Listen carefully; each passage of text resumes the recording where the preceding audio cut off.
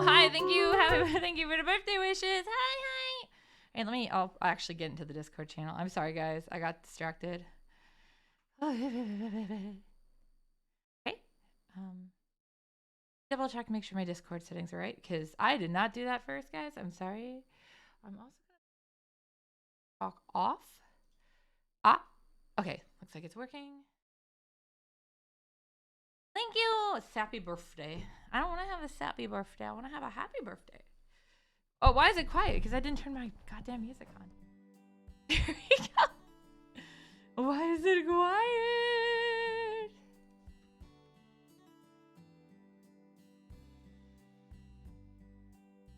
I have this beautiful clip art from Irastoya that I got. And that's my birthday cake up there.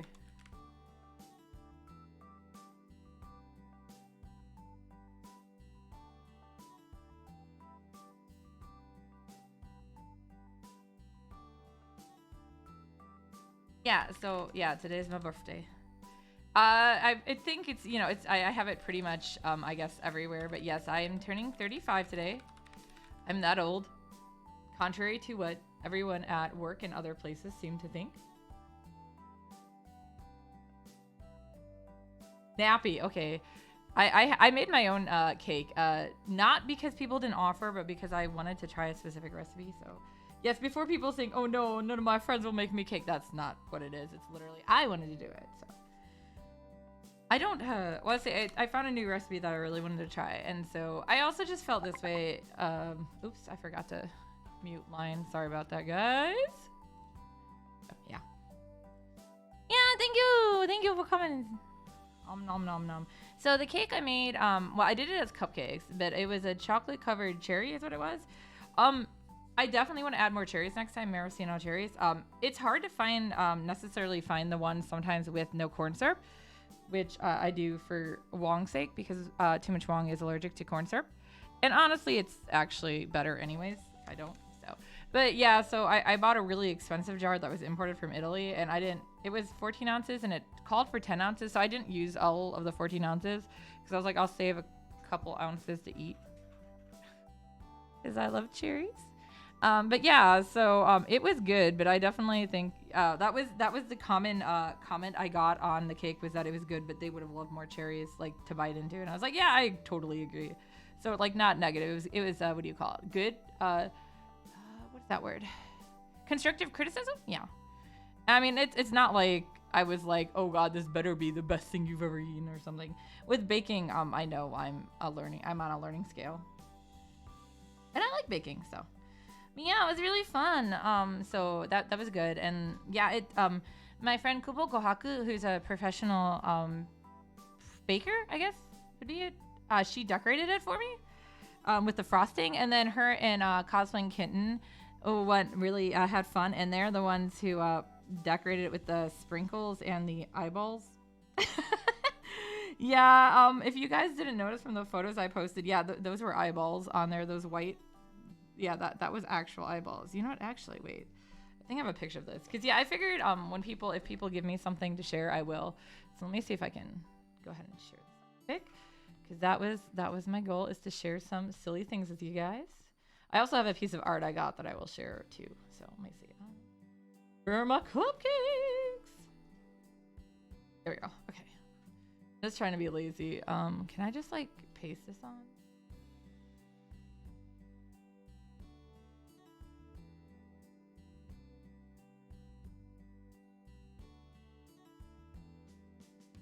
I'm gonna delete this one right away.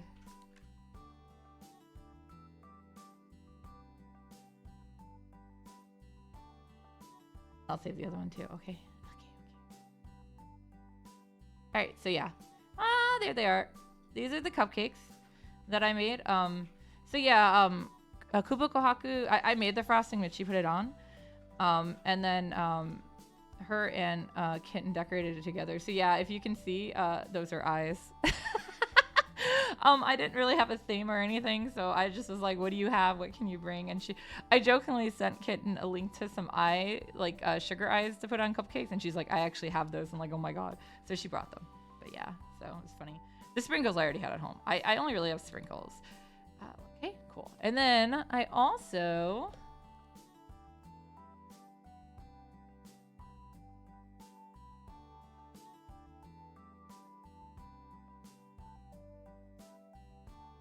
I got a present from, so I tutor this boy. I say boy, but he's not that much younger than me, I guess. I mean, he is, but he's not a child. Beholder cupcakes? Yeah, they kind of look like it, right?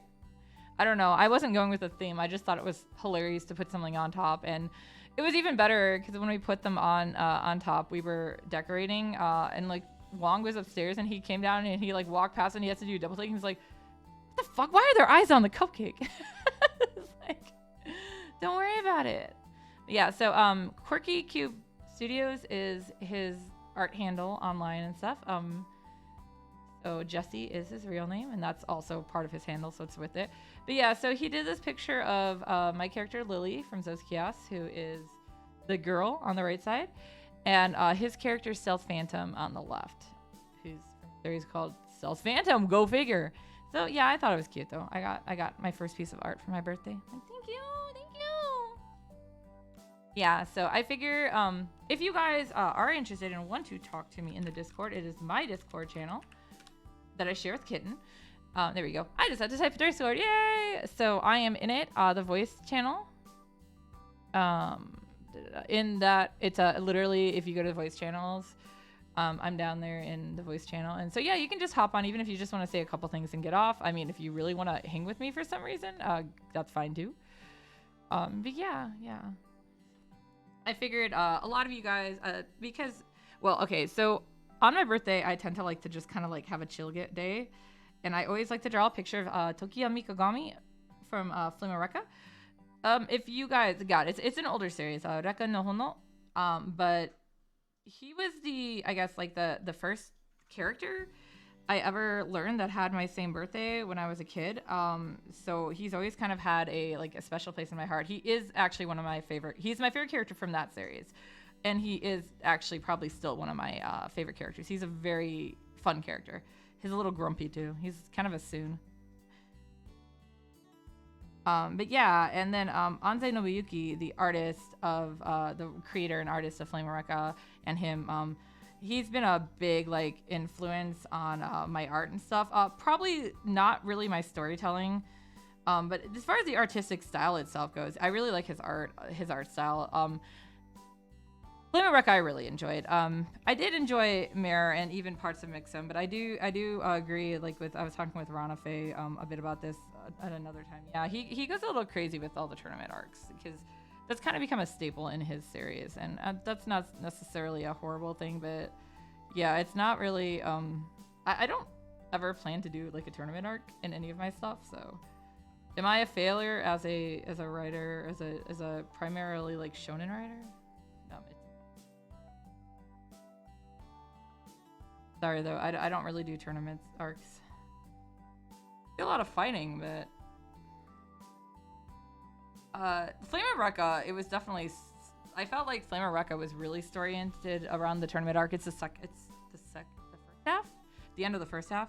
So the anime for Flame of Rekka actually is not bad. I do recommend giving it a watch if you don't really want to read the manga. It covers only the first half of the story though, so it does end right after the tournament arc, basically. But it was one of those series that actually did really well in the second half too. Because you kind of feel like, oh wait, the main villain is kind of, I guess, done, but he's not really done. It's just kind of more like, it kind of closes the so-called arc with that villain, and then you kind of learn more and stuff. And yeah, so it's done well. Typically, normally I don't really like series that have like the tournament arcs, but I have been okay with his.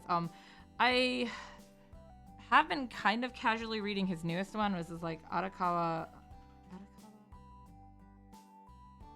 I want to say Under the Bridge, but that's not it. That's the first thing I thought of. But yeah, it's not licensed in the US. I don't know if it's Scanlated or anywhere anyways. I just have the Japanese volume, so I can't say. I am that person who doesn't actually read a lot of English manga anymore. I tend to read it in Japanese.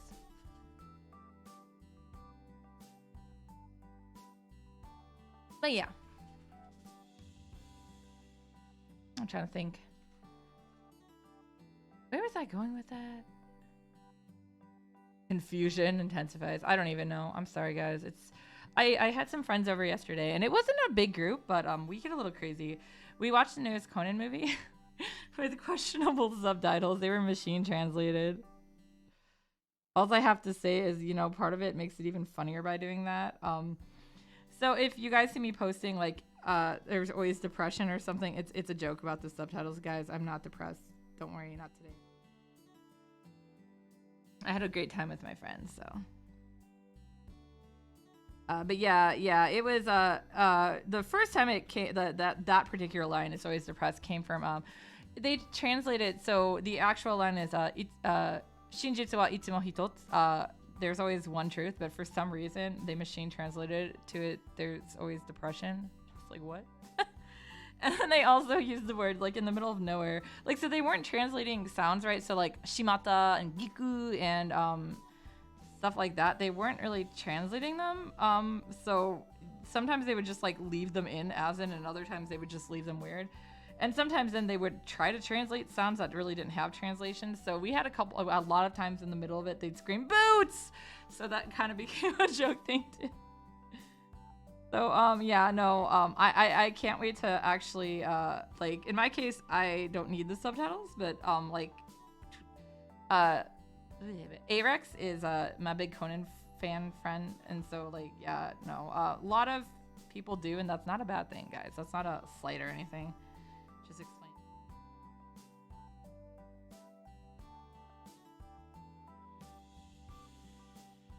But yeah, I think it was just kind of funny. It was actually a lot better than the last movie too, which is both disappointing and good. So the last movie particularly, my favorite characters in Conan, if you didn't know, are Akai Shuichi and Amuro Toru, or Furuya Rei if you want to go that route. Same character, but this movie was very Amuro centered, and that was cool. He had less of a part in it than I really was expecting, but that's part of it is. I mean, obviously, we didn't really know this story. It's a Bride of Halloween, Halloween no Hanayome. Is the title. It's the 25th movie. But yeah, it's more just it covered a lot of the stuff that was in his backstory and some other characters that have been in the series in and out. I did like the fact that they kept making references like, where do I know Moro Fushi from? Like, oh my god, he is another character in this series. He's the brother of the character that you're talking about, but he has a chipmunk. How could you forget him? He has a freaking chipmunk. First I wanted to say squirrel, but I'm like, I don't think that's right.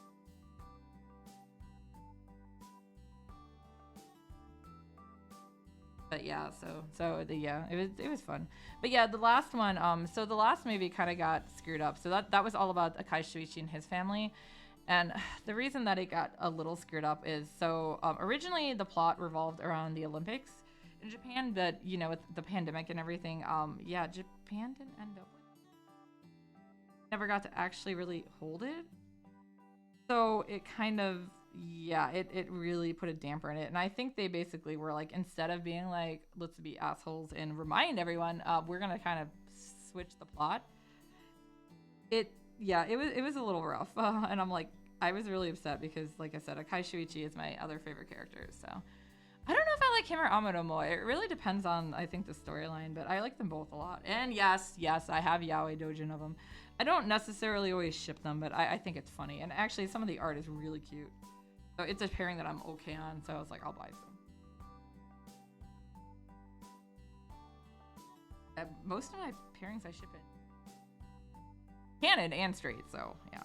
But yeah, I have no problem with LGBT. I just like to make my pairings make sense. So if a pairing that will make sense, I'm more likely to ship it than if it doesn't. Conan has a really good female cast though too. That's very unusual for series, but yeah, Conan actually has a really good female cast. Like another really cool one about this is Miwako, the new movie Miwako. Sato Miwako, I really like her, and her and Takagi Takagi Wataru are my favorite ship in the series, and so yeah, it did a lot of stuff with them. I mean, they're already a pairing. manga and anime too. So yeah, so it was fun. I like seeing that too. It was just some of the translations. Oh my god, it was just like, oh god, so bad. But I think in some regards that also, like, I don't know if I'd say it added, but it did make it more crazy, and I think that also hyped us up more. My god, I felt like we were being like so insane. Like, guys, I swear, because yeah, it's funny. Cosplaying Kitten bought me 2 bottles of wine as part of my present. But I told nobody to get me presents. I just wanted reviews. Still stand by that, guys. If you want to get me something, you can go to Amazon.com and look up Sanzaki Kojika and review one of my books, preferably if you've actually read it. But I gave away a bunch of free ebooks, so a lot of you guys have it. I know this. I don't know exactly who has what, but yeah. Yeah, basically Amazon won't even pay attention to me. They won't notice. One of my books has, if a book gets 20 reviews, they'll start looking at that book. Otherwise, yeah. Onegaishimasu. That's what I really want the most for my birthday. Or I like art too, if you want to draw me a picture. I especially would like pictures of either me or my As Written in the Stars series. But I know the As Written is a little harder if you're not on Patreon, so.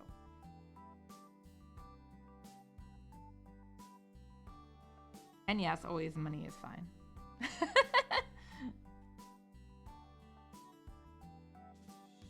Mostly I figure since so many of my friends, I don't really want to have like big parties or anything right now because COVID is still not over. But that's why I was like, I figure for and a lot of my friends are not like, you know, they're not local. Like I have a lot of friends all over, and I love that. I think the internet has been great for that. So many of you guys are like so far away. Some people I have actually met in real life, like at conventions and stuff too. But yeah, that's why I was like, you know, I'll do this. I was gonna draw Mikagami anyways. Typically lately I've been doing like Copic drawings. But I figured I'd do a digital one because it was easier for me to stream and talk to you guys with. So. But yeah, like I said, if you guys have anything you want to show me or you have art or something, and you can always hop on the Discord just to say like something and then hide. It's fine. It's fine. You don't have to stay on long. If you want to hop on and chat with me, that's fine too. You can just talk about food. I really like talking about food in case you guys had noticed. Especially food from places that I haven't eaten at. I've never tried. I like finding more foods. I just had pizza. We just ordered pizza last night for dinner. I just got Domino's because they have that. What is it? That 2 or more for $6.99 deal. Shopping pizzas. It was easy. That way everyone could get something they wanted.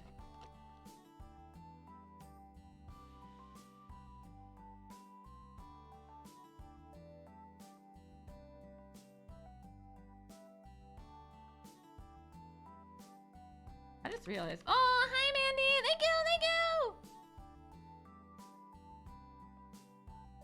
Thank you for stopping by. I know you said you were busy, but I really appreciate it. Making donuts? Ah, it's me. Oh, hi, Wong. Oh my God. I'm just stopping by. Eh? Stopping by really quick here to say happy birthday, even though I'm in the same room as you. Yeah, Wong's behind me. But I appreciate it, Wong. Thank you. Here. Uh-oh, what'd he do? Let me get it. Give me a sec. Yo, you haven't started yet? Oh, okay. Here we go. You can put it on your stream. Let's see what Wong did. Let's see what chaotic. Oh my God, what is this chaotic mess? This is beautiful. It's called your DoorDash is here. All right, so let me show you what Wong made for me. It is my DoorDash apparently. It looks like a good DoorDash though, so let's go ahead. This is pretty fun. I guess I could like line this oh my God, this stuff up and like leave it somewhere on. So this is House of Pancakes. I didn't actually get up in time for breakfast. I mean, technically I did, but I didn't get out of bed because my cat was sleeping on me. Okay, you know what? I'll hide the Patreon thing for now and we'll put this art here. There we go. So no, that's not the right one. Oh, I can hide that one too though. Was it this one? Oh my God. What? It's giant. Oh, right. You're delayed. So yeah, there's my my beautiful. That's what he said. And then I guess I'll go ahead and put quirky cubes here too again. Yeah, my art's so I love it, guys. Yes, you can also. Oh my god, now it's super big again. Yeah, I'm not sizing these down until I get in here, so you guys are seeing live thing. Let me go ahead and do a shout out for Too Much Wong too, because you guys have probably seen a gazillion times that I stream with him a lot. My partner in crime. Okay, bye bye. Bye bye. Thank you for stopping by. They're his, so you guys can follow him too. He plays a lot of Gundam GBO. His scream a lot too. His specialty is screams. So if you like listening to screams, it's a good one. So yeah, there's my presents. If I get more, I'll hide this one. But okay, thank you guys for sharing your presents. I like presents.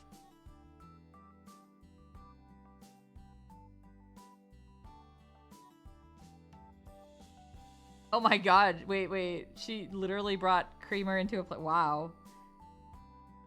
Dang. I couldn't do that. Then again, Isn't the DoorDash cat awesome? It's bringing me fries. I like it. I think Wong did a very good job combining a bunch of Ira Stoya images for me. I like it. It's very creative. He's even got a party hat. Look at that. It's a birthday DoorDash, not just any DoorDash.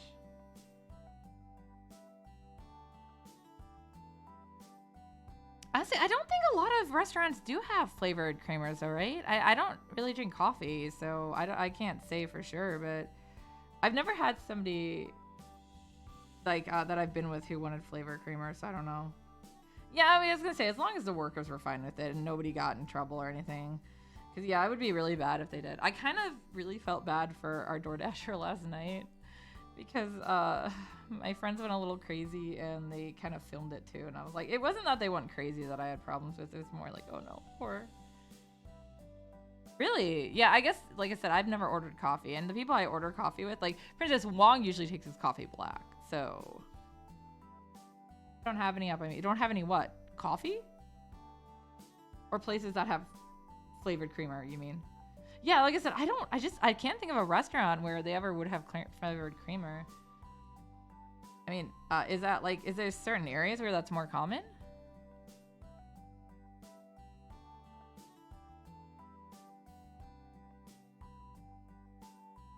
Wong, have you ever been to a restaurant that had flavored creamer? Wong says no. Yeah, like I said, I can't. What? Oh, who's here? It's RTD! Hi! Heyo! Do a shout out for him. Wanted to wish you, of course, for the multiple time, happy birthday! Thank you! Oh my god, did I type your name wrong? Oh, you I did! Oh my god. You keep taking the C's. Well, you know what? It's your birthday. I will. I did take the C out! Oh my god, you're not wrong. I know it has 2 C's. Why do I keep doing that? Here we go. There we go. He was playing Last of Us Part 2, which is why I have not been watching you because I've not actually played Last of Us Part 2 yet. I'm sorry. I just don't want to spoil It's okay. myself. I completely understand. No. Seriously, I'm surprised that a lot of people are the same way, where they're like, they don't want to spoil it for those that haven't, and I 100% respect that. I think that's really cool. Yeah, I was gonna say, yeah, I like to not spoil games if I can. I mean, obviously, if I'm playing a game, people cop out, I'm like, I'm sorry, you're seeing the game. But yeah, some people do, like, some people just don't want to play the game themselves or don't have the time or the interest. And I mean, sometimes you just want to watch somebody play. Like, I've been watching a lot of streamers play games I have already played, and just their reactions are great. Oh, perfect timing. Somebody just redeemed weird noises. Thanks, Quotable. So RTD, you ready? Yep, I'm ready. Let's go.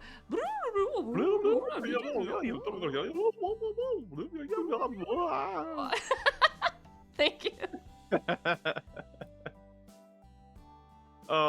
Unfortunately, I wasn't able to present you the gift today, but I will very soon. I'm doing a crash course learning experience on this one. Oh man. But, if you want a hint, I can give it to you, unless you want me to just do like a full. Yeah, I'm okay with whatever you want to do. You want to give me a hint? That's fine. If you don't want it, that's fine. I've been sharing some of the stuff I got on stream already, but I don't have to share it. And I mean, obviously, I'm okay either way. So I know I appreciate you taking time to get me something done. Yeah. It's something I've never actually done before either, so it's gonna be an interesting one. I don't need It to see shouldn't you be on a too stripper difficult. pole. Okay, well, I guess I'll just shelf this gift. Then. I'm sorry. I'm sorry, chat. I have also never Sorry, been on a Hannah. stripper pole, so I can't give you advice. Has anybody This in might my just chat expand ever the been on experience, stripper I really don't poles? know what else to present. I mean, short of just me just jumping out of a cake and in a birthday suit, but that's another story. I'm sorry about last time when I lit the cake on fire and didn't realize someone was in there, and then didn't stop. That was a sad day. A lot of cake. Though. I mean, what day? I mean, totally. That never happened. Never happened. What Never happened. are you talking about? Hi, as Yeah, you y'all see, are guys. crazy. Nothing happened. I guess okay. So the hint will be that it actually has a cat in it. Oh my God, are you and Wong on the same page here? Possibly we are part. Did you see what Wong drew for me? Or well, he put together with Irastoya images. Is that the sketch that's on the screen? It's the cat one. That was Wong's. He used Irastoya clip art, which is like free to use. I have it credited in my Twitch because I use a lot. Oh, of it. the one with the fries. Yeah, that's my DoorDash, my birthday DoorDash. Oh, that's awesome. I love it. Also, Mandy, I never check before baking the cake. If someone's in there, that's their fault. I mean it is in the same line of cat, but it's not going to be that though. But it is Okay. something that I just thought feel that was you funny. could use and also could really Oh. want, and I hope that you like. Oh, I'm excited. Yeah. Yeah, I'll let so you go. I'll let you keep doing the art unless you want me to stick around just a little bit. I mean, you're longer. welcome if you want to. Yeah, I just figured it's gonna be. I'm doing art. It's a pretty chill stream. Oh, thank you for the birthday wishes. I'm not doing push to talk, so you'll just hear me every time I say thank you if you want to stay on. Oh, that's fine. Yeah, I figure I'm just happens. gonna draw in chat. So yeah, you're welcome to stay on if you want. If you don't want to, that's fine too. But yeah, I can stay for a few more minutes longer before I have Okay, to cool. go. Yeah. So what are you up to today? So I'll be playing more of The Last of Us in a bit. But yeah, I I'm was sorry, I trying to can't watch battle you. OBS stuffs. Oh no, yeah, OBS is always fun. I'm hoping. I'm trying to make something work that just doesn't want to work the way it is, because that's just not how programs. I tend to do gosh. that. So That's fair. I just now backed off to where now I made it into more bearable results, no. and then I'm just moving on before I hurt myself. Yeah. I'm hoping to actually play a little Star Ocean later tonight, which I will stream, but that we'll see how things go. I'm getting my car brakes done by a friend later in a little bit. Saving fries for a bonk long. That's a good idea. And Mandy, I am drawing Tokiya Mikagami from Flame Areka, who shares the same birthday with me. He was the first anime/manga character I ever found that shared this the same birthday as me, and I found him back in middle school. It's been a while, so it's become a joking. It started as a joke because I also have a friend who has the same birthday as me, and we were born in the same hospital, even on different floors, and I was born half an hour before him. So it just kind of became a joke where we'd be like, yeah, but Mikagami is prettier, and we're like, yeah. I draw him every year now. That's pretty nice. I'm glad that you have it as a tradition as well. It's really cool. Wait, what? What?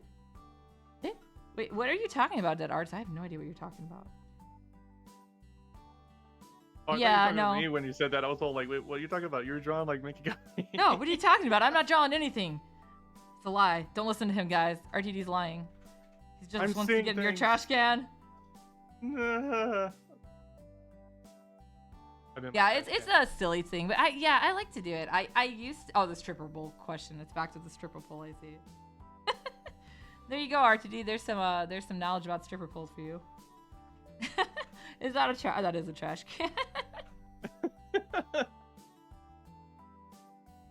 Wifey was like, so Wifey was over yesterday, of course, to celebrate my birthday. And she was like, they just bought a house, and so, they've been setting up stuff. And she's like, is it wrong that I'm going to, like, one day go out there and expect to find RTD in my trash can? I was like, no, not at all. Like, not at all, I'm indeed. Now. I see you dead on the road a lot. You should probably stop that. Yeah, I get a little greedy, and I'm like, okay, I'm just not gonna, like, I just throw caution to the wind, and yeah, it's a lesson I need to learn. It's really bad when caution comes back and hits you in the face, though. It is. It is. Really hurts. I think raccoons are cute, though. It's sad saying word kill, but it's really funny. One of the word kill I saw, I say this because it is actually a happy ending. I saw what I thought was a dead possum by the side of the road, and I slowed down. And I was like, oh, poor thing. I'm so sorry for you. And then it looked at me and ran away. And I was like, oh, it was literally playing possum. Oh, he was alive. Sometimes I talk to things. Gotcha. Yeah. Well, and then I was coming back from tutoring on Friday, and I saw a dead deer like on the side of the road, and it was like fully like a full deer, like an entire. Oh my gosh, an entire dead deer, and I'm just looking at it, and my first thought was like, and I said this out loud. I'm the only one in my car, and I was just like, oh dear, and then I was like, God damn it. Made deer jokes on my own accord. But don't smash. Yeah. If you guys don't know, Kojika is Japanese for fawn, which is my real name. It's not like I'm trying to hide it. I do the VTuber thing because I just don't want to put anything but pajamas on and and it's just easier. Plus it's cute. So yeah, I do that for the sake of it. But yeah, if you look up Sanzaki Kojika, it's already attached to me because I have a writer as well. So, but yeah, so that's the deer joke thing has been something I unfortunately have grown up with. And I usually don't like them, and then it just kind of slipped in myself, and I was like, oh no, You're becoming the very thing you were trying to go away from. Exactly. All right, and then I see you're redemption. All right, I got this. You know what? I think you might as well go ahead and do that multiple times. Here, I got you. Oh. Happy birthday! Thank you! All right, it's time for the there's a cooldown. Is there a cooldown, actually? Yes, there actually is a cooldown. Okay, that's probably for the best, to be fair. All right, I'm going to go. I'll do one more, and then I'm going to stop. There you go. Okay, all right, let's go do this. No. Time for the birthday box.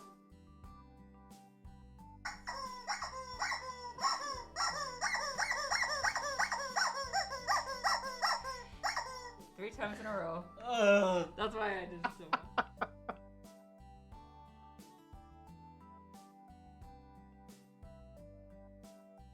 So I don't know if you guys heard his He was like, no, why does he not stop? Yell at Long saying I said hi. He left the room. I think he's like, I'm done with the bong. Aw, I did like He'll the be back. fade out of the bong. That was hilarious. I wasn't intentionally doing that. It was the direction I was from my mic. I think I accidentally moved. Yeah, so a while back I switched mics, which I didn't even realize I had to update it on some places where it tells you like, what do you use? I use a Shure now. Shure. The mic is Shure. Shure. It's a good boy. Oh, it sounds good. Yeah, that's just it. It has some better like sound capture abilities, and that's like basically Wong was like, well, we should probably upgrade them anyways for the Oculus Soul Stream 2. And this one in this case, it's better for my cover songs too, which I actually have gotten some people to agree to do some duets with me for November. We're still working on them. They may not be done by November, but I was like, you guys want to do cover song with me because my birthday? And I actually got some yeses. So I got 3. One of them isn't 100% sure if she'll be able to record it because she doesn't have the recording equipment, but she's going to try to go bother another friend to do it, who also agreed to do a recording with me. And he is actually working on his, I know, because he told me. It's like, oh man. Nice. I like singing. You actually sent out ones asking for duet? Yeah, I just asked. I mean, if you want to do a duet with me, that's fine. Just let me know the song. Like literally, that's what I asked a couple people that I thought would be likely to answer yes to. The girl, actually, the one who might not be able to record it, she and me have been talking about doing a duet for a while.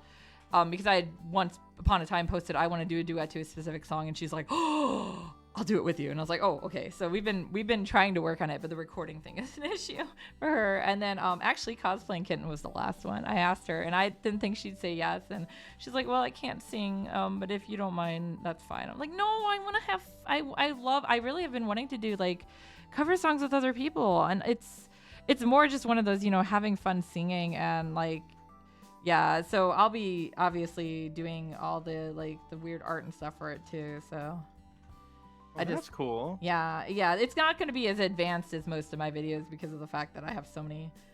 I never even finished my cover for October yet because God, October was so busy. I just felt like I was gonna like crap out at some point. So I'm like, November's been a little more relaxing, kind of. I've got a lot of commissions to do, but that's. At least you have a lot of commissions to do, though. That's actually. No, I really like it. I was kind of worried because I just upped my commission rates because everybody's been trying to get me to do it anyways. Because yeah, they're right. I was not valuing myself high enough, and then of course you had the additional like, the amount I should, it wasn't even making like minimum wage with the amount of time I was spending on things. So I've been having people pressuring me, and not like meanly, but I've had friends be like, no, my gosh, please just charge more. You're worth more and stuff.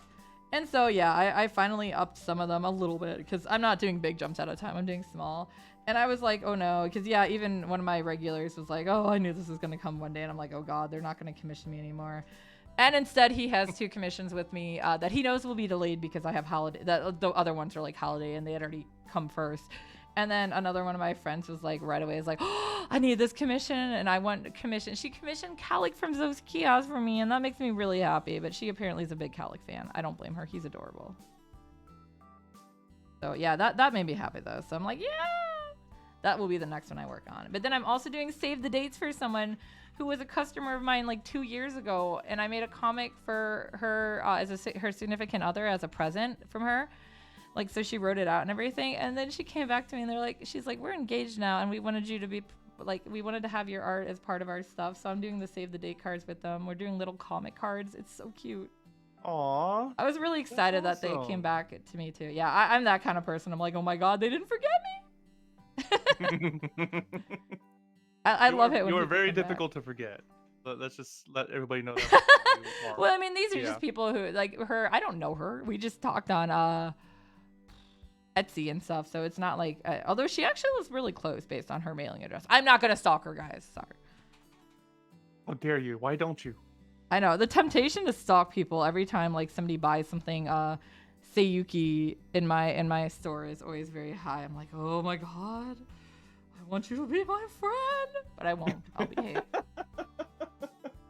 It's like the one fan that shows up and you're like doing everything to keep the one fan. Well, like, it's funny because it's in a more obscure series, and I still get a relatively okay amount doing it. And, like, in fact, it was funny. The last one that came in, like, she was asking, I had a question about my Jeep plush I sell, which is the name of a dragon, yes. He turns into a Jeep, too, by the way. But yeah, so she was asking me about it, and then like in the middle of nowhere, she's like, I know this is gonna sound totally weird, but what is the necklace in the, because I have a picture of myself with the dragon to see, the size of it. And they're like, I just like, what is the pendant you're wearing in there? And I was like, oh, it's from the Tower of Fangs, it's Orphan, it's from the series Orphan, it's the Tower of Fangs pendant. And she's like, oh my God, I thought so. And I was like, whoa, dude, she knows another series I like. Oh my God, this girl, I want to be her friend so bad. She knows too. You know. Yeah, I settled for just asking her, please send me cosplay pics. Because she wants the Jeep for cosplay. That tends to be what his use is. I've had friends, though, run into some of these people have bought my Jeeps at cons, and I'll get pictures sent to me. Feel like, oh my God, it's my Jeep. Out in the middle of nowhere. Aww.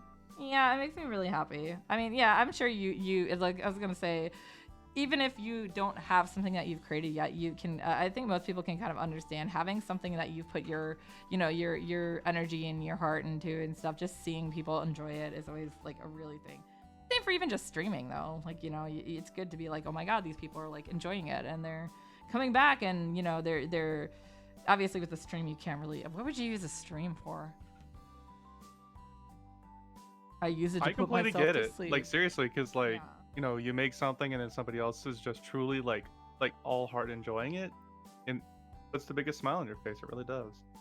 For sure, I love it. Like even if it's like something you made in like 10 minutes, or even if it's something that you put like a whole month into. I mean, the person that truly loves it, doesn't matter like how much time was made. They love it, and that's what makes it matter. That's exactly it. I love that thing. So yeah, no, I also get just excited. I have some more obscure tastes, so I always get excited about that too. I will never forget the first person who ever identified Zoskias at a con. I got down on my knee and proposed to her. Back in 2009. I mean, it was a long time ago too. Yeah, I did. My mom was like, "What are you doing?" Did you legit do it? She was like, I'm like, "I'm sorry, you don't even realize." So yeah, it was actually at a con in Texas. That was back when I did cons in Texas. So I cosplayed Natasha from Sanzaki a lot back then. Because I wasn't as chunky. Yeah, I'm sorry guys, I got chunky. That's why I don't do it anymore. But yeah, so like, you know, it was one of those times where I guess aspects of her character design looked like other characters that I didn't really see, especially because Natasha was such an old character design at that point already. But yeah, so I'd get a lot of people being like, oh, like you're Kellen from Code Geass, or you're somebody from Soul Calibur. And I was like, no, I don't even remember who they said it was from Soul Calibur, but I just remember Soul Calibur. And yeah, in the middle of nowhere, this girl comes up to my table and she's like, oh man, I think I know who you are. And I was like, oh, it's another one. No, you don't. But thank you, thank you. And like, she's like, no, I really think I do. And I'm like, yeah, I'm not Kellen from Code Geass. And she's like, no, I don't think you're Kellen. And like, she wasn't like being quite clear, because I guess I realized later she couldn't remember the name. But yeah, she's like, no, you're that one girl from that webcomic who likes to chew bubblegum. Oh, and her partner's name is Randy. And I was like, what the hell? Dude, you do know who I am. So yeah, no, I was super excited. She couldn't remember the name Natasha, but Randy is indeed her partner. So I got down on my knee. I came around my table, got down on my knee, and asked her to marry me. But it was a really exciting moment. The exciting moment of it, indeed. Yeah, this is me, guys. If you ever... Oh my god, I think if I ever meet somebody actually cosplaying one of my characters, that's going to be it for me. That is. It's weird. I've had a lot of, like, I haven't been doing as many cons in a while, but when I used to do more, I would have a lot of fans that I didn't know them or anything, but apparently they were reading, like, especially Sanzaki, because that's the one that's free online. They would like come up and like they would be really shy, and then they'd give me food. Like apparently, like I would get food a lot, and I was like, oh, like somebody made me homemade brownies. This one girl made me like candy sushi. It was so cute. And actually, just a couple years ago at Yomacon, before pandemic, so it would have been the year before the pandemic. So what year is it? 2019, 1999. I've just gone back 20 years. Don't worry about it. But yeah, she came over and she was being so shy, and I was like, what does this girl want? And then she kind of left for a bit, and then she came back and I was like, she's back. What does she want? And then she gave me a piece of fan art of Light and Umishin, and I was like, oh my god, child, let me adopt you. Why didn't you? Oh my god, it's Papa Nessie! Papa Nessie's here! Exploding out the bed. Papa Nessie is escaping his bag. Oh my god, so yeah, I don't know if you guys go to Amazon and look up Papa Nessie, you'll know exactly what I'm talking about. But it's a pasta scoop that looks like the Loch Ness monster. Its name is actually Papa Nessie. I already have the soup ladle. Guys, I have problems. All right, thank you for showing up, Mandy. Good luck at work. Yeah, this was my birthday present to myself. I bought a pasta spoon that looks like a Loch Ness monster. But so two things. One, yeah. Since it is your birthday and you're asking around for one as well, I would be interested in joining you for a duet. Yeah. Yeah, we should. Like, just like what Kitten says though, my singing is not necessarily top tier either, but it is also a gift for you as well. That'll be the other half of gift. I like it. Let's do it. As well. I like it. I like this idea. Yeah, I don't know what songs you know and stuff, but let me know. It doesn't have to be Japanese. I do primarily know like anime songs, but if it's an easy enough English one, I can learn it too. I swear English is my native language, guys. I swear. Yeah, when you were saying you don't know much just English songs, I was all like, that's interesting. I haven't listened to English music in... it's nothing bad or anything. I just thought it was quite interesting. Yeah, it's always really fun to explain that. It's normally just, English songs and on radios, things like that. Yeah, I haven't listened to the radio in a long time either. At work though, my boss listens to his when he's there, we usually use his playlist or whatever. When he's not there, I use my really weird Spotify playlist. But yeah, so it's primarily that one is primarily English songs, but there is there is actually songs that I have known on there because I used to listen to the radio back like it would have been like, what is it? The 90s, that kind of like the early soft rock or soft pop, that thing, that genre. Yes, like I know Spice Girls and the boy bands. Like I don't really know a whole lot of Backstreet Boys or NSYNC, but I know Savage Garden was my favorite, so I know a lot of theirs. And then I know like I love Anastasia, so I know like all those songs from there, and I know some Disney songs. So Said it was Savage Garden, right? Yeah, Savage Garden. That was my favorite boy band when I was young. It was really funny because everyone else was like, NSYNC, Backstreet Boys, and I'm like, Savage Garden. Oh, okay. So they were an Australian pop duo. Interesting. Oh, are they? Yeah, that's how much I know. I just like their music. Apparently what they are, yeah. I just like their music because they came out around the same time, and they were just kind of classified in there. There was nothing wrong with that. There's even quite a few rock songs I was jamming to, and I was all like, oh, what genre is this? And next thing you know, they're like a Christian rock. And I'm like, that's interesting. You know what? I've actually done that same thing where I was like, I like this. Well, then again, some of the singers I really like in Japan, like Japanese singers, let's see, what is her name? Jasmine. She does like hip hop. I was like, man, she's got a really strong voice. And then like I was reading her her history, and she apparently started as a gospel singer. And I'm like, you know what? That actually passes. That makes sense. Yeah. Because I mean, as long as it's something that you're vibing with, like, yeah, that's all that matters. Like genre, no genre, regardless of label. If you're vibing with it, then that's my biggest problem is I can't always understand what they're saying in English, and I know that's so fucking weird to say as an American who speaks. I have a better time following the Japanese because I think, like, with Japanese, if a word gets said, there's only certain words that go after it, whereas in English, it could be anything.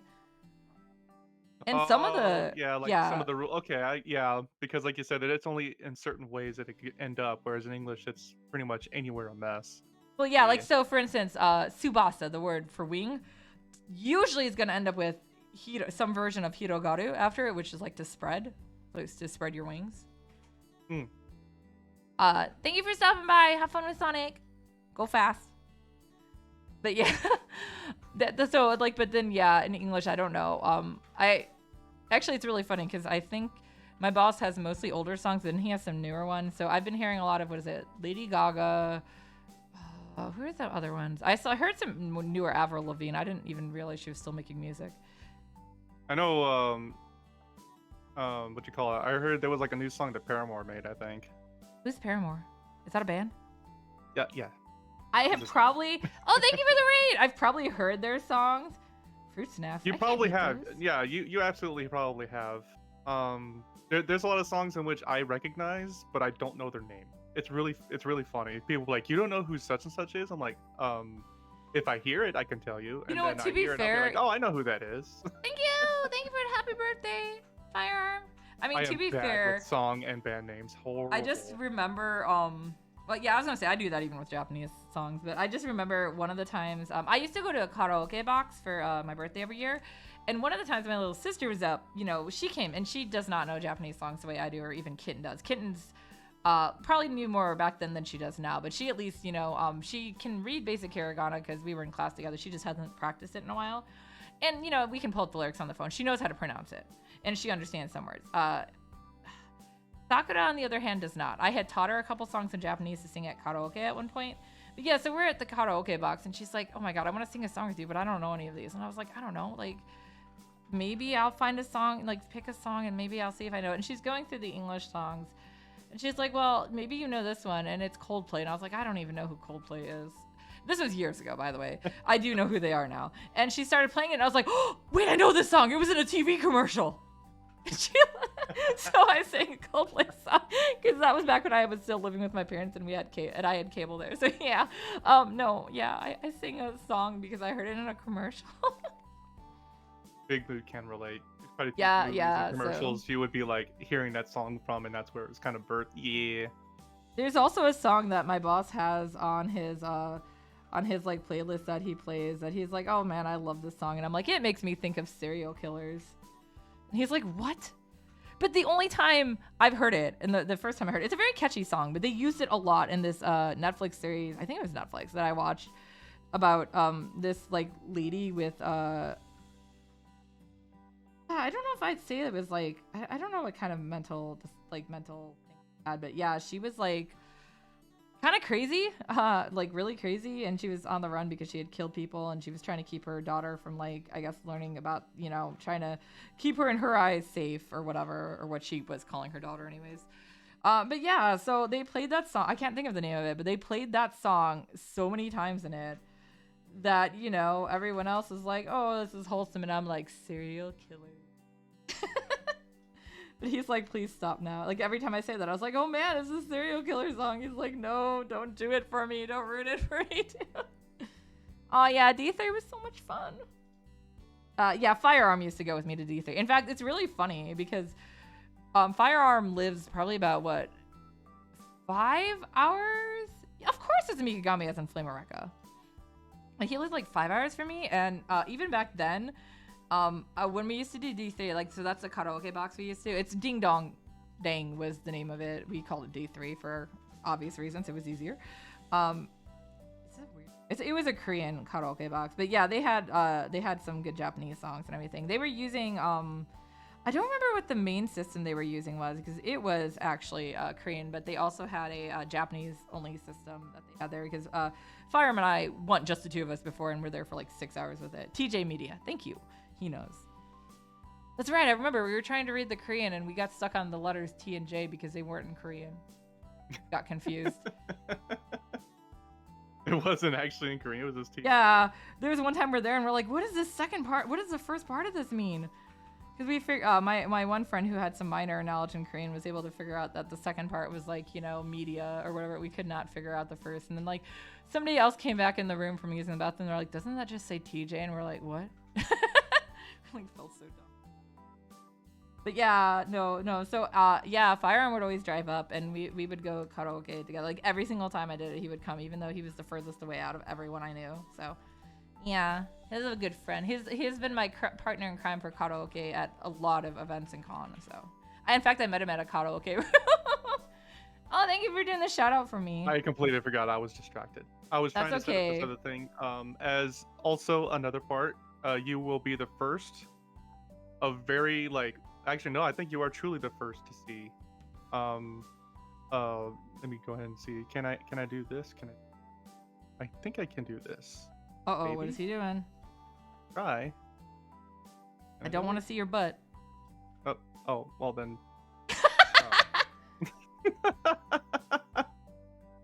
Well then, that kind of just throws everything. You're like, oh, there goes that dream. I don't know. Maybe I'll look at it. Let's see. I do want to. I would probably pet your tail in real life. So. Am I able to? Or I don't think I can. Why can't I? I want to do that though. Who's Aikaichi? Is that somebody we're doing the relay with? I'm sorry, I don't even know who I'm doing the relay with. I think this might. Let me see if I can do this. Guys, I'm horrible. I'm doing a karaoke relay next week that Firearm set up again because he's very good at those, and I don't even know everyone who's in it. Kojika, so if you look at your Discord. Okay, let me look at my Discord. Oh wait, Firearm, is she the one who likes Conan? Where? I don't see anything. Where am I looking? Oh, in your voice chat? Oh, in my voice chat? Yeah. Don't tell me where to... in the stream, oh. I'm showing you. You're actually like one of maybe 2 others that are probably, and actually a few have because it was streamed a little bit, but not entirely. Well, look at you! Look how much my son has grown. Look at me! Your art has come to life. That's actually really cool. Dang, that's really cool seeing my art like that too. Yeah, especially with the heart eyes. Oh my gosh, yeah. And then I have the ones where thanks to you, I was able to actually get rid of to be able to hide this if I need to.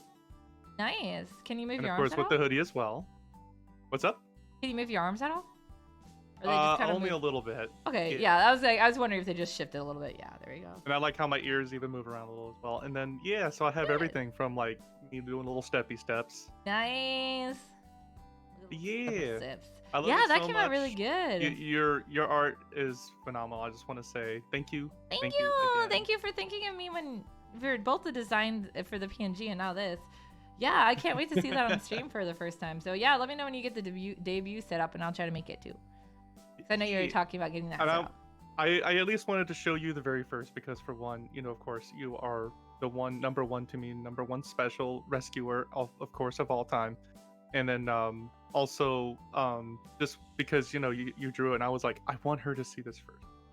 To see it move. Wait, what is that? What is that thing? There's something flying on your screen. What is that? Oh, that's the little that's the watermark thing.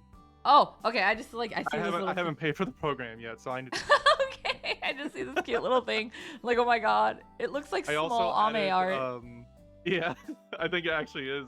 Probably the same artist. Yeah, it's so cute. There is another thing that I added as well, which it took me a minute to figure out because the options are hidden in menus, but similar to what you and Wong both have as well, I can throw stuff at me. Oh, good. Why are you going all Kiao blushy? Oh my god.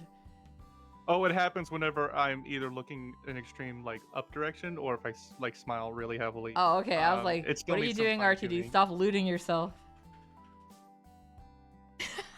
You guys can't see it, but RTD is looting himself. No, not really. And I'm like, oh my god, yeah, those came out the really criteria fun. one, and then the stars as well. Nice. And then also, oh yeah, that pairs up with the shock face. Oh, good. Do you have those does it have to rely on your face, or do you have a shortcut key for them to turn it on? I have them as the menus at the moment. I don't actually have them all in separate hotkeys just yet, just in case, because I don't really have that many options for hotkeys. Do you have a number pad? I do. That's what I use for my hotkeys. Is tied to right now. Oh, okay. Yeah, I don't have. I'm the one who doesn't have OBS tied to any hotkeys. It's all my faces are tied to my number pad. I gotcha. I used to have them tied to different to what is it, the F keys, like F1 and stuff. But in certain games you actually use those. So I'm like, you know what? I never used the number pad. So I also have to be careful about using just normal numbers too, because for instance, if I'm in Photoshop, I'm gonna accidentally change the opacity of the brush and the strength of the brush and stuff. So yeah, I learned that. Yeah, that's the same for me as well. There's a lot of keys that I couldn't actually use because like you said, most games use them. And so I think there's a couple games where it uses one of the keys that I normally use to mute myself in the Discord. Luckily, most games don't use it. But oh yeah, I just usually do push to talk instead of the mute. Right now I have it turned off entirely. But yeah, I was realizing I don't know, I was just doing really bad with triggering the mute, so I just went to push to talk. And yeah, it's a little hard in some games, but then again, you guys don't usually especially for instance, when we were doing Gundam Evolution and stuff, you guys don't really need to hear me screaming half the time. That was a lot of my Gundam. I actually did end up buying the season pass for the first time around. I actually got everything I wanted out of it too, so. And then I also unlocked, I had enough stuff from it to unlock one of the special suits. If I had known, I would have saved the other stuff and unlocked another suit, so. But unfortunately, I did not. But apparently, I unlocked the Unicorn, and apparently that is the suit I'm really good with. So I did actually find a suit I'm super good with. It just was one of the locked one. I was like, of course. Oh no, Firearm, that's fine. Suit that is locked behind a paywall. Yeah, I don't. That's not the worst thing about that new system they're using. Yeah, I know. That's what they're doing for what is it? For Overwatch 2 as well. And I'm just like, I mean, I don't know if they have characters locked behind it. I'm guessing they're doing that on purpose though. Yeah, they're trying to make money. Keep content, I guess. What you call it? Always have new content, but you only have it reserved and just launch them in waves. Well, but that's just it. It's not really. I would rather just have it be launched in waves, and because especially for instance with a series like Gundam, my God, they haven't even touched the surface with suits. Even if they were to just stick with the UC, which they aren't because they already have a 00 in there and a Iron-Blooded Orphans, which are both... No, wait, what's double? No, they're both out of UC. I know Iron-Blooded is for sure out of UC. I'm pretty sure. A friend of mine has said the same thing, where they haven't even scratched the surface. Yeah, there's a lot of mobile suits. They're even saying, where's this suit? How dare they? How do they call themselves a game? Yeah, my favorite suit's not even in it yet. I like Hyakshiki, so I played him in Maxi Boost a lot, which is another Gundam game. Unfortunately, that one was not free, but that one did like basically come with every suit unlocked. So. But yeah, that actually. Oh wait, that actually comes unlocked, or do you yeah. It's like I think the game was like $50. I have it for PlayStation 4, but yeah, that's actually ironically why I have my fight stick was for that game, not for fighting games. Oh. Yeah, I built my first fight stick with Wong's help for that game. It is Gundam themed too. Specifically, it's Char themed again because I don't have problems. I don't know what you're talking about. But yeah, watching people scream while they play is the best thing. I always recommend people watch Wong. He is hilarious. One of his first streams, he was playing Smash Brothers with somebody, and like he went "Aroof." It's not like he was trying to like bark. I think that should be one of his early clips because I did clip it. It was too good not to. He just went "Aroof." Yeah, I really want to help him make an opening like one of those like videos for his streams, like the intro videos, but like take like a classical music like Ode to Joy or something and then just match his screams to it. That's I think would be the best intro for him. That sounds like an amazing intro. Please make it happen. Would just be a lot of work. Maybe if I have some more time in January or something.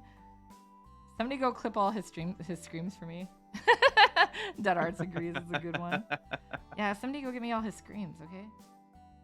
Yeah, I'm just like, I'm not as strong as the audio mixing stuff as some of the other things, but I've been having to learn because between Wong and I, we primarily do the editing on most of my cover songs. And yeah, Wong helps me listen to them, even if he doesn't necessarily always edit them himself. But he'll be able to be like, okay, well, you need to like, you know, add more this or add more reverb or, you know, like stuff like that. My hearing is a little bad because my right ear is really bad. What is it? The ear canal is smaller than it should be, and the eardrum is higher than it should be. So my hearing in that ear can go in and out, and it's strange. Sometimes I just don't hear things the way I should. I'm glad that you asked me a few times as well. Yeah, I like to get multiple opinions.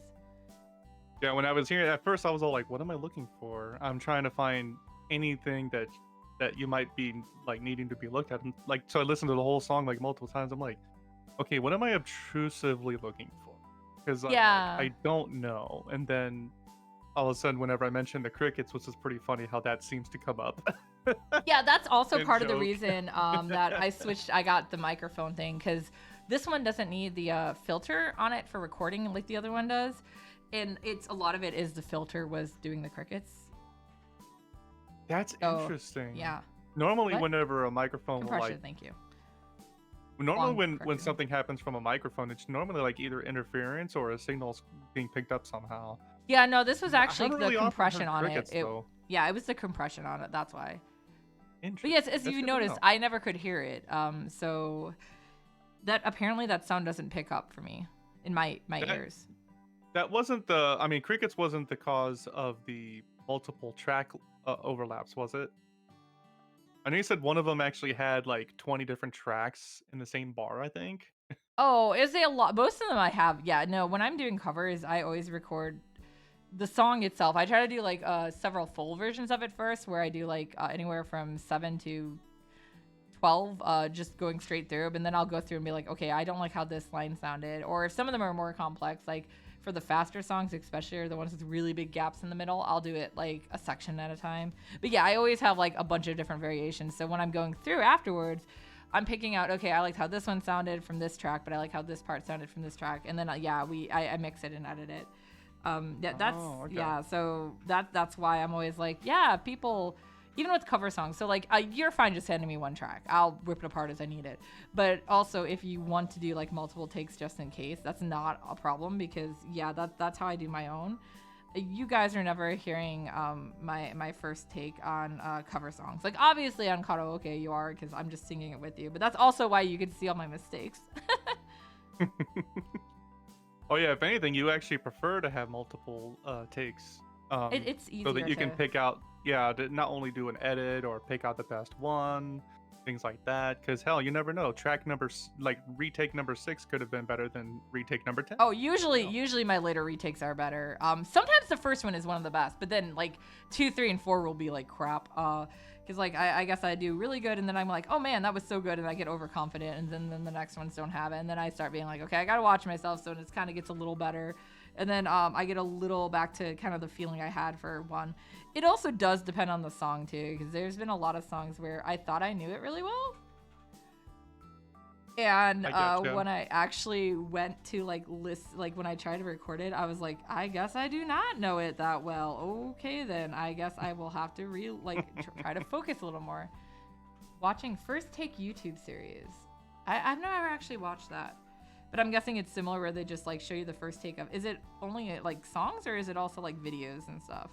I will also say videos are the same. I used to do like goofy videos with my friends, and yeah, no, that the first take was never what you guys would see. Yeah, they were pretty awful. It's songs. Okay, yeah. Oh my god. Oh gosh, yeah. No, the first takes are. I feel like. I mean, like I said, if you guys have seen my karaoke streams, that's kind of how my first takes end a lot, where I'll just be like, I'll miss a part and just be like, oh. There's a lot of weird sounds in a lot of my takes because, I'll like miss a part and just be like, God damn it, or just make noise and, it's weird to think, but that also actually helps me identify where I need to go back and fix too. That's not why I do it. I just do it because I get frustrated. Like, I'm a normal person, guys. I also get frustrated. Actually, I get okay, where's this other spot on the song I need to edit? Oh, that's right.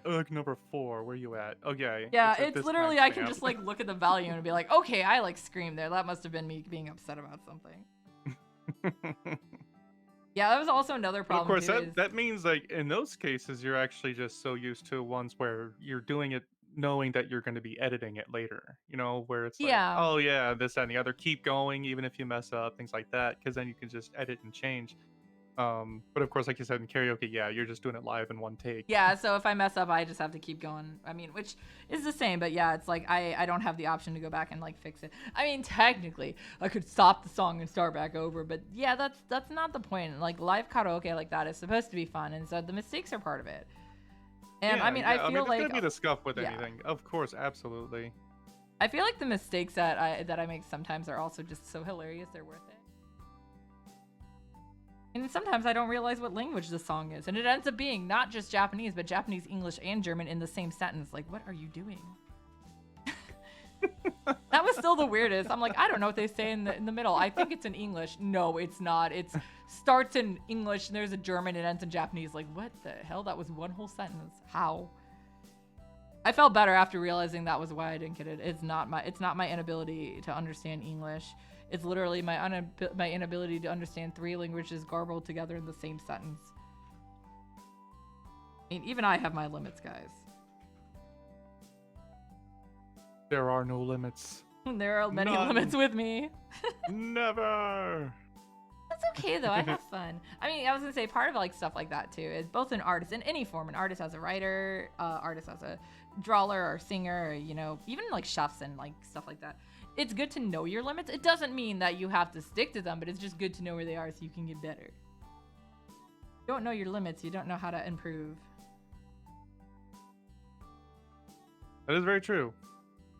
The only place you can go is up, unless you're on a slide.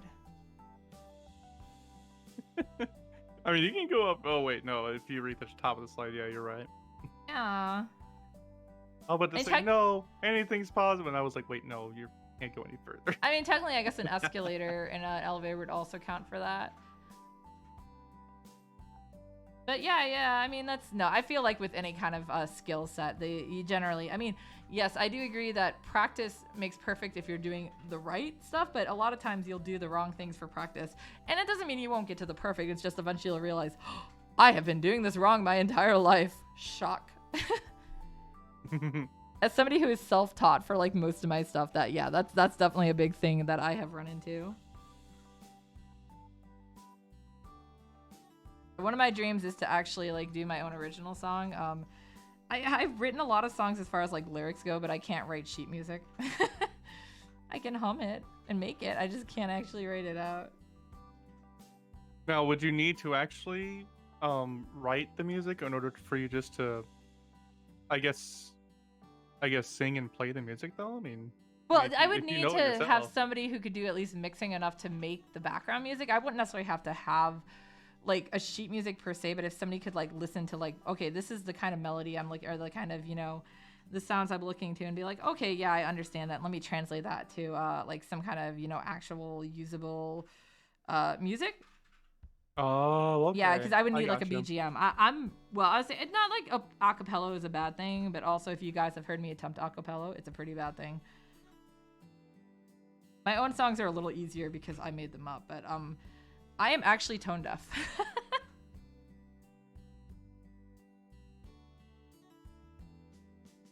I might be able. Shocking. I think I might know somebody that could, but I'm not entirely sure. I mean, yeah, I've actually just been trying to. I keep asking people, like, so if you know somebody who writes music, let me know. I'm willing to pay for it. That's just it. I literally would like to find somebody who, even if it's not any of the songs I made originally, if they would help me write like a BGM for it, I can write the lyrics. I will totally do a different song I've never done. But yeah, I kind of know the themes and the feels I want for the kind of song I want to do. As songs in general. And yeah, I would just love to have like my own original song and be like, let's jam out together, guys, and just be so cool. Just to be like, oh my god, I did this. Something I never thought I'd get to do. Yeah, because the person I'm thinking of actually, I think, does. I'm not sure if they can like. I think they do like BGMs and maybe like a remix of something, but I could be wrong.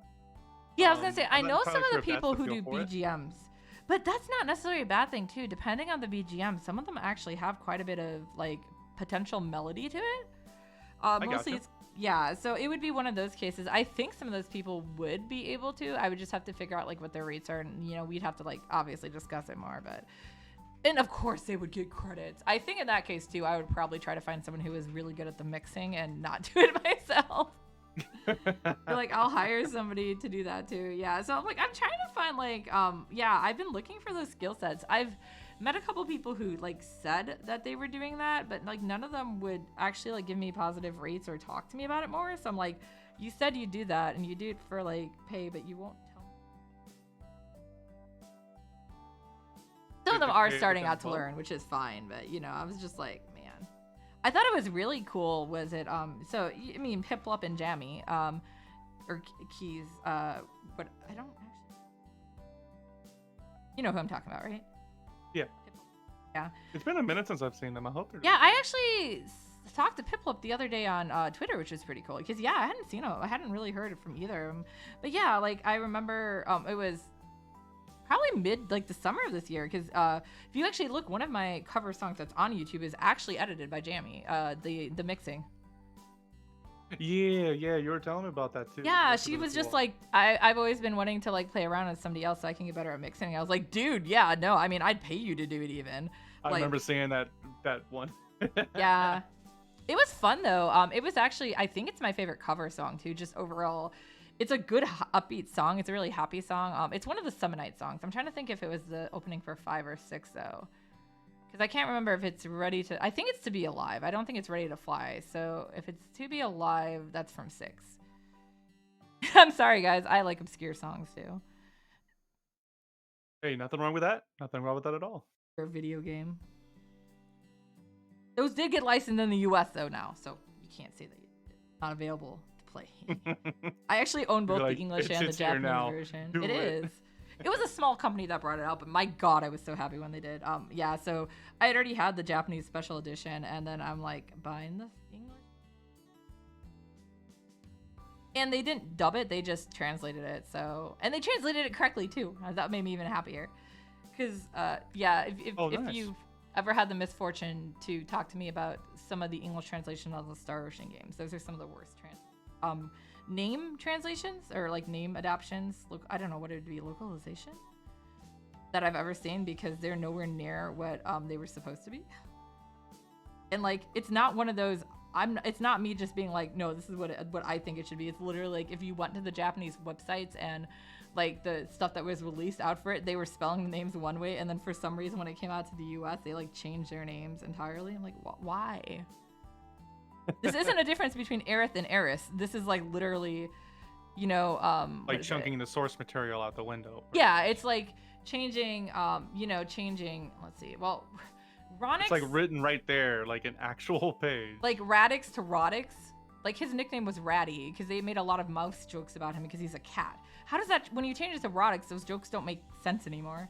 So I don't know how they handled that. I couldn't get past the names. And I know her Japanese name was Fear and they named her Fia was another one. When they do things like that, don't they normally collaborate with the company to make sure that they get the green light going? To an extent.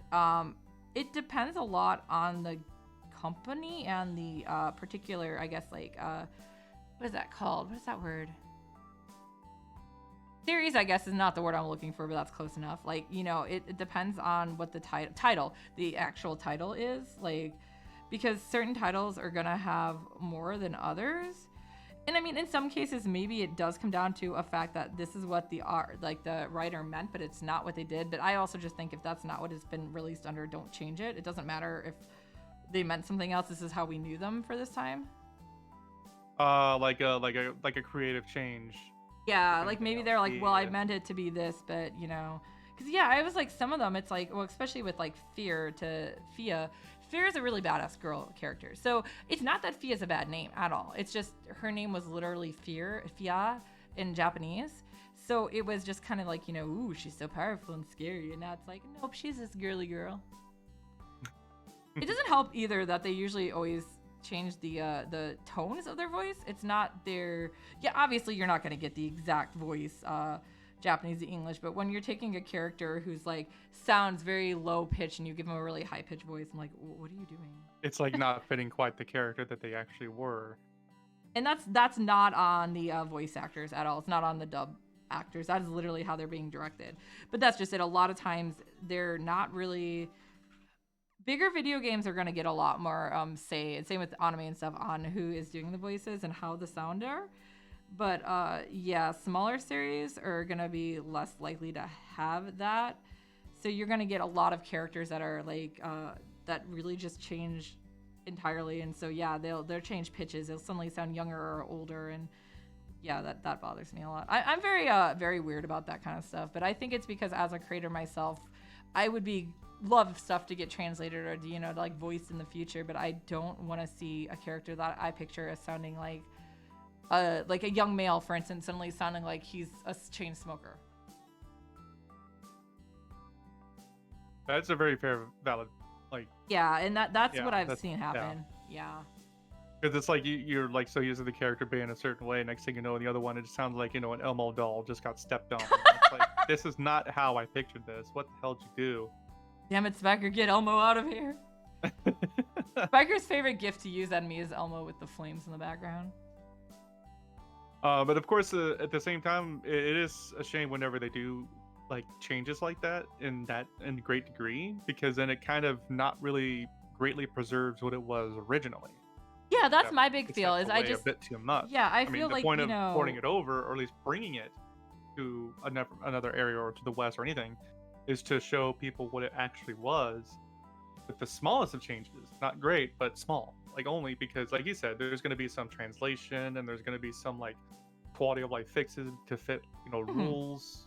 I mean, I get that, but I mean, I do understand as somebody who has translated Japanese a lot. It's funny because my most recent translation job was actually the opposite. I took an English game. I was working on the game Chessplosion for somebody. I'm the one who did the Japanese translations for it. So I did the other way around. I took the English and made it Japanese. But there's a lot of things that don't have in Japanese that don't have really good like English equivalents. And I mean, that's a big thing I've noticed with a lot of foreign languages. Especially like that's what come up all the time for Wong even, because there's not always phrases in Cantonese that English has equivalents to, or vice versa. Like, so we'll say something in English and he's like, I can't think about exactly how to phrase it, or even like, for instance, okay, when I say a couple, what number does that make you think of? 2. Yeah. And Wong is 2 to 3. Yes, a couple is supposed to be 2.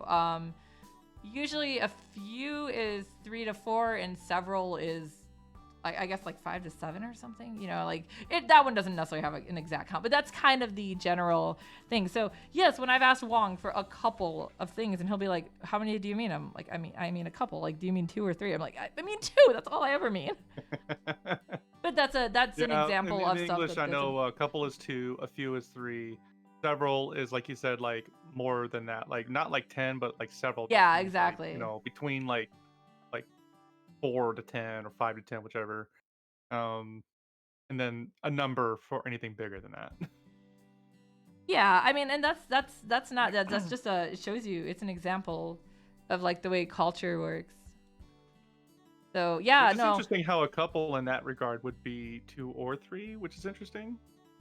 I guess it's because is that like the closest equivalent that they can to? Yeah, I think it's the closest equivalent. I don't know what the actual word is. Oh, okay. Apparently, for a couple, they'd say a pair instead. Oh, okay. I mean, yeah. But yeah, he's saying also a pair would only be if they're the same thing, which is exactly. We wouldn't say, you know, a pair. Yeah, you'd say a pair of shoes. Talking about, well, shoes can be a general category, but you wouldn't be like a pair of foods and be talking about like an apple and a steak. I got a pair of pizzas here. Who wants one? I feel like with the word a couple, it's not the same type. It doesn't. I mean, usually it'd be like, can you grab me a couple pieces of candy? They could be different candy. Or can you grab me a couple snacks? You know. I feel like, but yeah, a pair would mean generally a pair of pears. Yes, a pair of pears. That's not even the right spelling of pear. Sir, Dead Arts, you spelled pear wrong the first time. The pear on the second is. A pair of pears paired? Yeah, that would work. Pair of pears, pair of pears. Like, I'm also thinking, like, yeah, it's like a pair of pants. But you would say a couple of shirts. You wouldn't say a pair of shirts. Oh, okay, Dead Arts is fighting autocorrect. Okay, yeah, okay. I will, like, yeah, autocorrect is pretty bad. There's been some really weird stuff autocorrect, especially back when I used to talk to my friend Talazax, like, nonstop. We had some really dumb things we said, so. We talked a lot about Seiyuki, and there were some, weird things because yeah, that was another one where, because I translated it, she got to hear all of my rants about what I didn't like about their translations. I'm still really mad at the English version of Reload Blast because they messed up one of the names. Guys, this is me. I'm so salty about the dumbest stuff. I'm trying to figure out why I was hearing a bunch of pings. I don't know why. I thought for a second I thought somebody else jumped on Discord, but I checked and I didn't see anyone. Because yeah, I thought I heard like somebody jumping on with us. I mean, which is fine. They're welcome to. It's an open chat. But yeah, I didn't see anybody, so I don't really know. I'm like, I don't know. And then I do know at the beginning I had forgot to turn this. To turn what? To turn to turn line on mute. I was like, what is this? Yeah, because my line has been going off nonstop while I've been doing this, but the sound is off, so you should be hearing that. Line is the main messaging app I use. Discord is second now, but yeah, I really like Line because I can just respond in dumb stickers. I'm sorry, guys. This is how I communicate. You'll notice even on Twitter, I like to respond with dumb gifs. Someone will be like, "This is you know, well, wait, I had it and then I forgot it. Never mind." I had something to say, and then I was like, "Oh, I lost it." My most used sticker on Line is the yeah, basically it's kind of cool because for Line you can submit your own personal work and they'll say yes or no. So I actually have 2 sticker sets that I have worked on there. I have Zoskias, which is me entirely, but I also have Akiba Souls, which obviously I did for Akiba Soul. But yeah, so my most used sticker is Akiko from Akiba Soul with the PogChamp face. Good choice, good choice. Yeah, which of course Ken's always like, that one scares me so much. I'm like, good, I'll use it some more. I also use Char laughing a lot. I love the ones. They're actually really good. Even the Pog one, like you said, even though some people would consider like a curse or something, I'm like, it'd be blurse then, because it's a yeah, that's the whole point, man. It's not supposed to be like, oh, this is adorable. It's supposed to be like, oh, kind of reaction, yeah.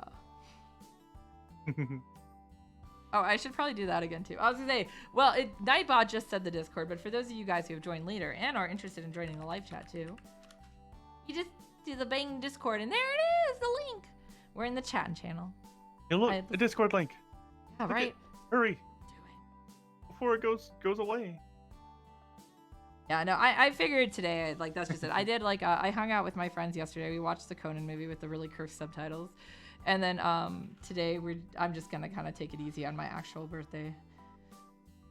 I had a lot of fun, though, but I was also, like, I don't know. It's, like, I feel like as I've gotten older, I've lost a lot of my stamina. Well, I do know that a lot of that is the lack of sleep, but... Oh, you've been having lack of sleep again? Yeah, well, I mean, it's always going on, but yeah. So basically, at this point, well, I have had some rough time sleeping in the last couple weeks again, but what the medicine I'm on for my narcolepsy is supposed to do is it's supposed to teach my body, you make chemicals here and not here, okay? Listen, good. You know, it's not going to be an instant. Typically, this kind of thing is going to take a couple months, so. Oh yeah, you don't want to instantly just do something whatever with the body. Yeah, we checked on it after 2 weeks. Hate it if you do that. Yeah, well, so the medicine, it's Sunosi, the medicine I'm taking for the narcolepsy. It's a newer one, and it just got approved by the FDA and everything. But it's kind of cool because unlike the other options, which were like Adderall and stuff, it is not addicting. It gets out of your system really fast. So like if I were to not take it tomorrow, it would already be out of my system. Oh, nice. Yeah, so it's actually, yeah, exactly. It's a much friendlier one, and the side effects are a lot lesser because of that. But yeah, no, it works.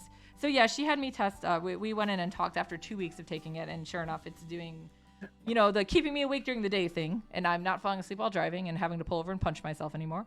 So that's good. Yes, please do not to do that. Yeah, stay awake, please. Yeah, no, that was pretty bad. I'd be like on my way to. It's only like a 20. Maybe 30-minute drive depending on traffic to where I work, the comics book store, and I would just be like, I'm gonna have to pull over in this parking lot again and slap myself because I'm literally dozing off behind the wheel of my car. Like, let's not say we didn't. At least you had plenty of places to pull over. Oh yeah, and I'm also a very cautious driver, but I mean, part of it is with my health. I've known there's certain things that can be problematic, so I'm kind of like when I first started feeling the drowsiness, I was like really attentive on keeping an eye on it and seeing if I could find things to help me bypass it.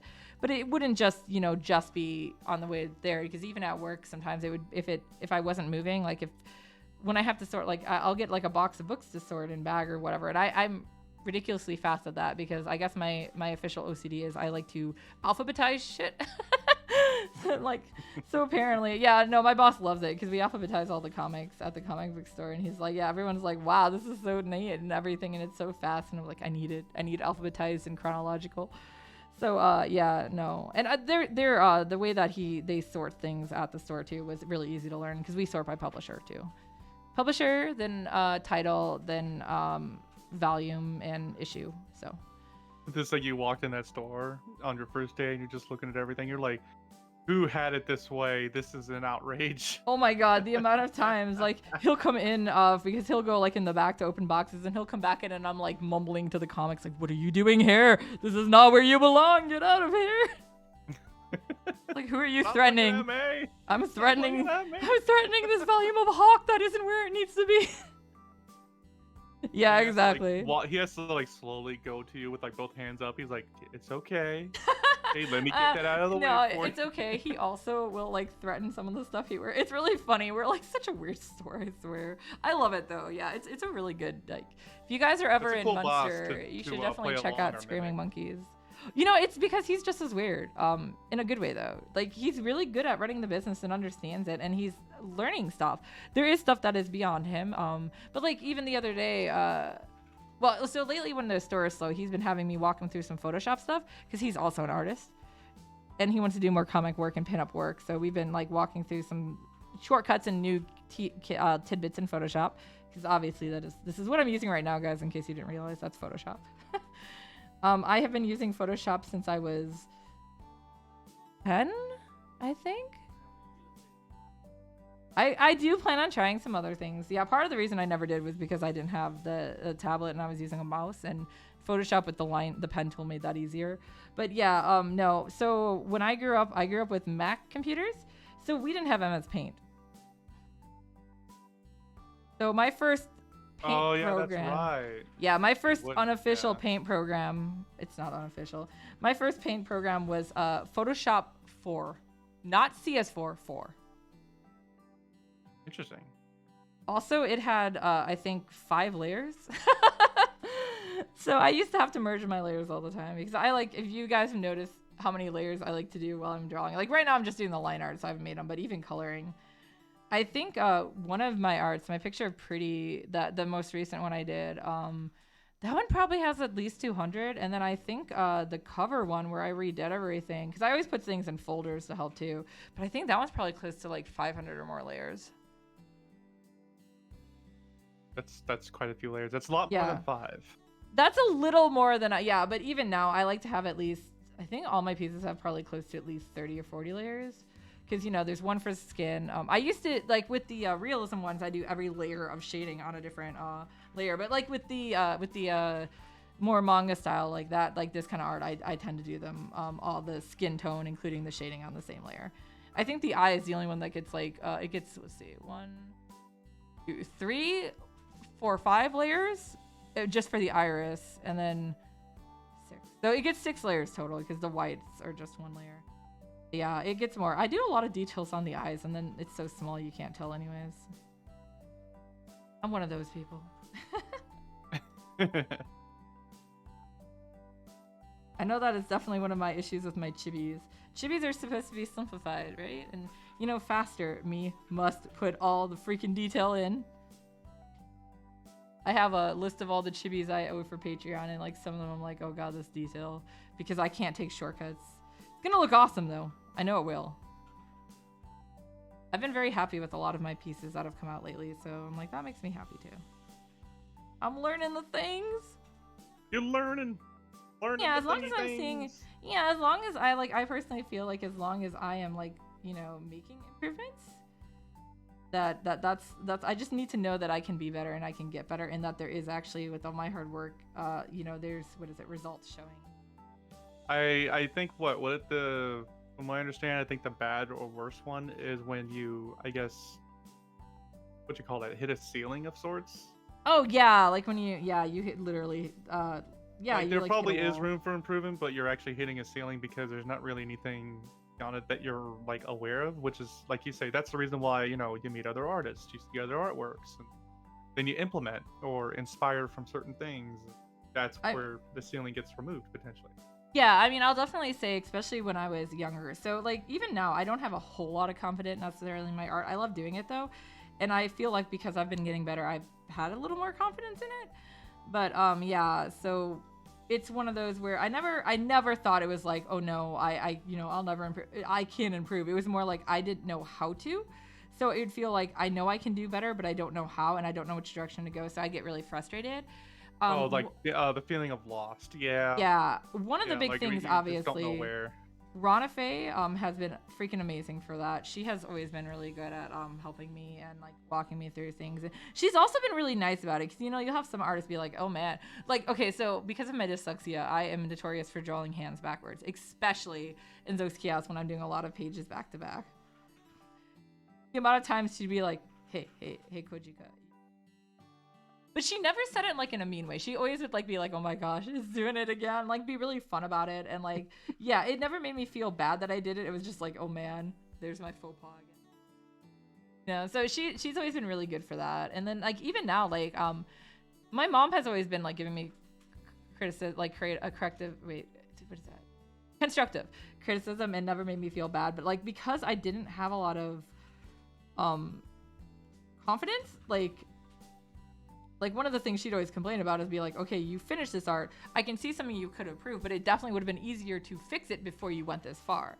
And because I wasn't like sharing my line arts and stuff and things like that, it was like that was a big part of it too, is I wasn't really working at those places that I thought were problematic. Like I could tell there was something off and I would just go and finish it.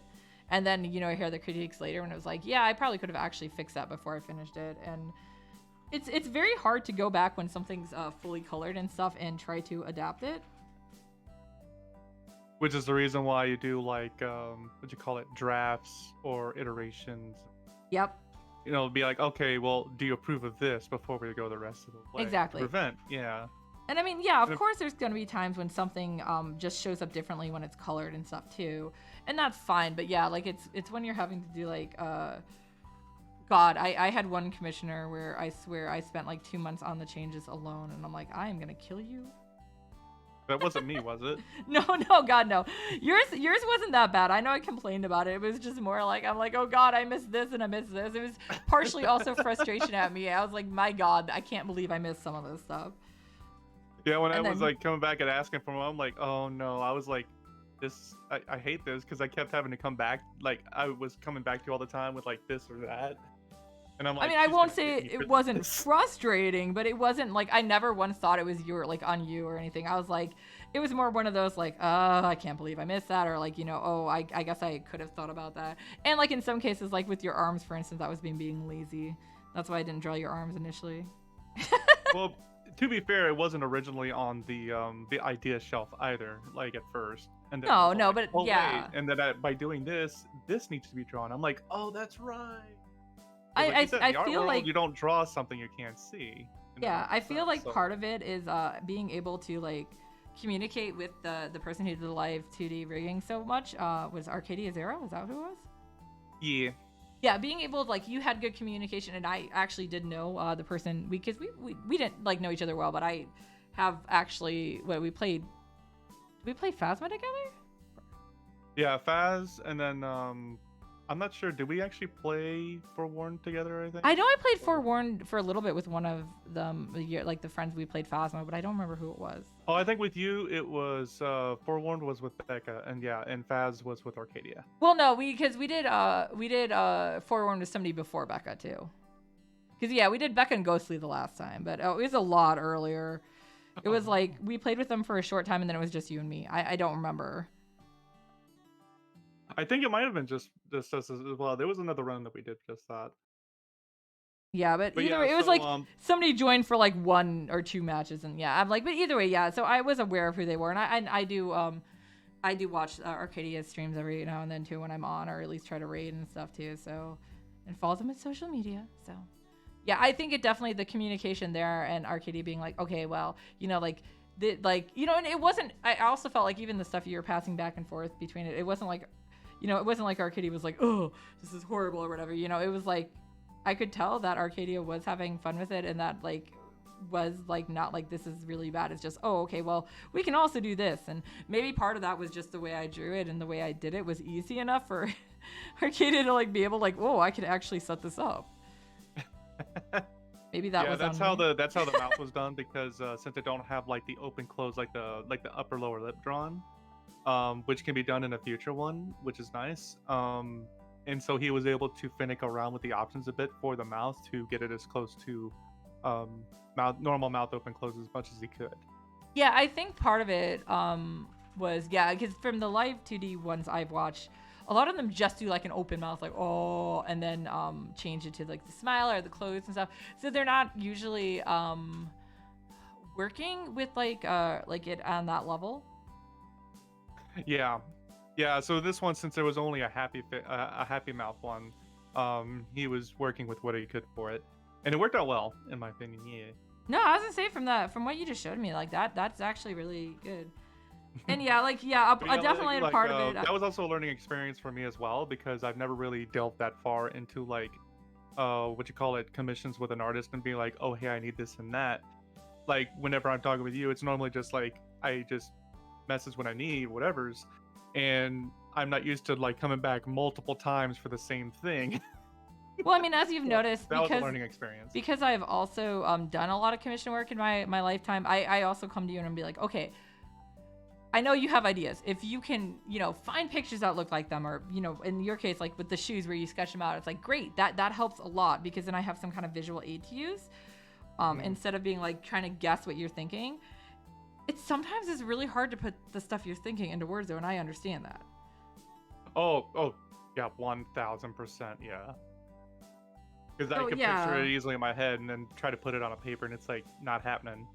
This is why generally when I commission art from people, I literally just tell them this is a character. Here's some references. here's some basic information. I'm not doing anything else. I mean, if you have some actual questions, sure, but I'm not going to be like, draw them in this pose with their arm up like this or whatever. You know, I'm not going to be like that. I do have commissioners who do that to me, but I'm like, I feel like I want them to have some creative freedoms with it. I mean, like, yeah, it's like one thing when you're like, okay, I need a model, like for a PNG tuber, you usually want something that's pretty straight, flat on, so you can use it for reference sheet as well. And especially for like the live 2D model and stuff, it's the same thing. But yeah, if you're just like, oh, I want a cute emote or I want an art or something, you want to follow the restrictions of whatever that particular type of art is, if there is any, for sizing and stuff. But you don't want to, like, if you get too locked into being like, well, it has to be this way or that way, it doesn't become as much fun.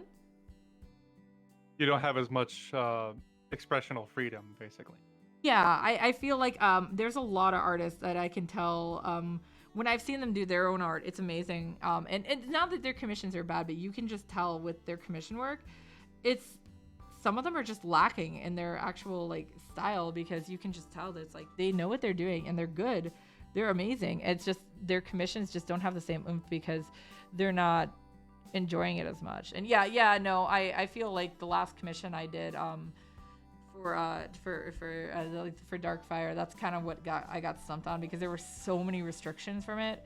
Like, draw this pose, draw this expression, draw this character exactly, draw this jacket, draw, you know, like stuff like that. The only place I really had artistic freedom was with the background, which is probably why I did more with that than I intended. Oh, I mean, like, for a certain character's, I guess, profile, there's only, like, some things just only have a limit, pretty much.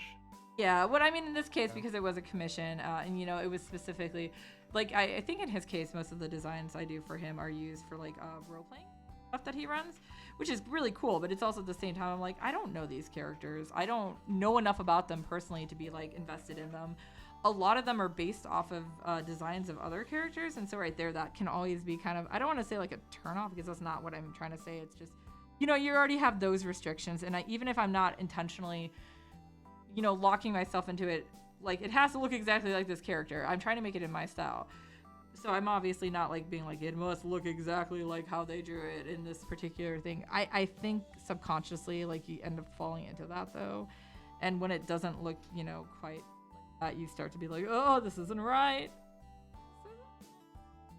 And then you're in an infinite loop of like trying to get it right in the exact way, and then of course you like start over, erase, or change whatever's back. Yeah, I kind of just felt like that one into an infinite loop. I took forever on it because I did so many sketches, and then after a while I finally was like, I just got to get my butt into gear and do this. And that's why I usually do the backgrounds at least partially first anyways.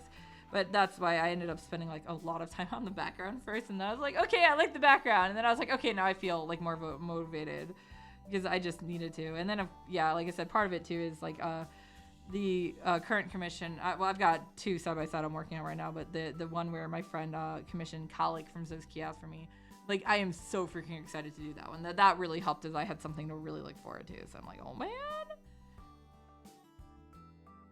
I also go in between wanting to draw like really cute things and then wanting to draw like sexy things. So that also is a weird trend, but that is exactly me. Like sometimes, sometimes there's also once I want to draw violent things. Sometimes I want to draw cute. Like that's why I like drawing chibis generally. They're really cute and easy to draw. Sometimes I want to draw, you know, super violent. Sometimes I just want to draw a girl with big boobs or a guy with abs. Is it very often that you actually go for the sexy ones, like to draw? More than it used to be, for sure. But part of it is you know, I actually had this happen on a stream before when I was talking about this. It's a really good practice for anatomy, and that is, I never had art classes, so for me, I know that's one of like my biggest weaknesses. So yeah, going and being like, oh well, here I can, you know, I can practice the anatomy and get better and stuff, and like that really has been super good for me. And like the last couple pinups I've done too, because I've been using mostly those kiosk characters to do it, and like characters I really love. It's like they're coming out so good, it makes me just want to draw more. It also helps with the drawing of like imperfections as well. Yeah, for sure. Because yeah, not everything is perfectly symmetrical. Sorry, guys. It's okay that your eyes are not perfectly symmetrical when you draw them. That's not actually a bad thing. It's only bad when they're really off and super obvious. Oh, like you make it like ever so slightly rather than completely off the rail. Yeah, I mean, if you've seen me draw before, you see how I just kind of like sketch it randomly and it doesn't necessarily matter. If it's like, yeah, like I try to get them to look similar height wise, but I'm not sitting there and like I drew one eye, I'm gonna copy and paste it to the other one. I've done that a few times, but mostly because mine was just completely off. Yeah, I mean, I'm not saying I haven't done that it. in the past. And even now, I sometimes rarely do that. But yeah, typically I'm not. Typically, I'm just drawing it without looking at it and be like, it should be about this size. I also like to just use the measurements of my fingers, even though I have, like, I could literally measure this on the tablet and take down proper measurements. I literally will just hold my fingers to my screen. Be like, it's about this big, and then put it over and like, okay, close enough, you know? I have some very weird habits as an artist because of the fact that I even now I still do a lot of traditional. A lot of it does like still stick into my stuff. You know how like people will like when you see an artist and like they flip the tablet and stuff to get different angles? Like physically flip the tablet? Or you're talking about like you'll watch on the screen and they'll be like rotating the canvas and stuff. Oh yeah, I've seen plenty that do that. Yeah, I don't do that. I literally tilt my head. Yeah, I was doing that with my paper. That was literally what I was doing. Yeah, I like with paper. It's weird because I do rotating it around. I do rotate it around when I'm doing paper for the most part, but for some reason on this, I don't want to rotate the canvas. I want to rotate the tablet, which is not really possible. So instead, I just kind of like tilt my head really weird. So yeah, you'll sometimes notice when I'm drawing my avatar does weird stuff. It's because I am also doing weird stuff, and the tracking doesn't go like that because real people shouldn't move like that. I take it that the tablet is not something that's really light, is it? Oh no, so I have a 22-inch screen. And it's on an arm. You get like an arm that'll actually allow for such a movement. It does. The arm it's on will allow a little rotation, but part of the thing is too is the way my computer stuff is set up. If I go too far with it, I block my screen, my big screen. So as it is already, yeah, that's funny. Yeah, that's just it. I'm more likely to spin it than the canvas. But yeah, it's the camera for my 3D models already kind of blocking my screen. So I don't really like it blocked more. So I tend to have the tablet pretty low, which is why it's actually easier. Like I'll rotate it a bit. Like you can't tell, but I'm actually rotating my tablet left and right here. So I will do that.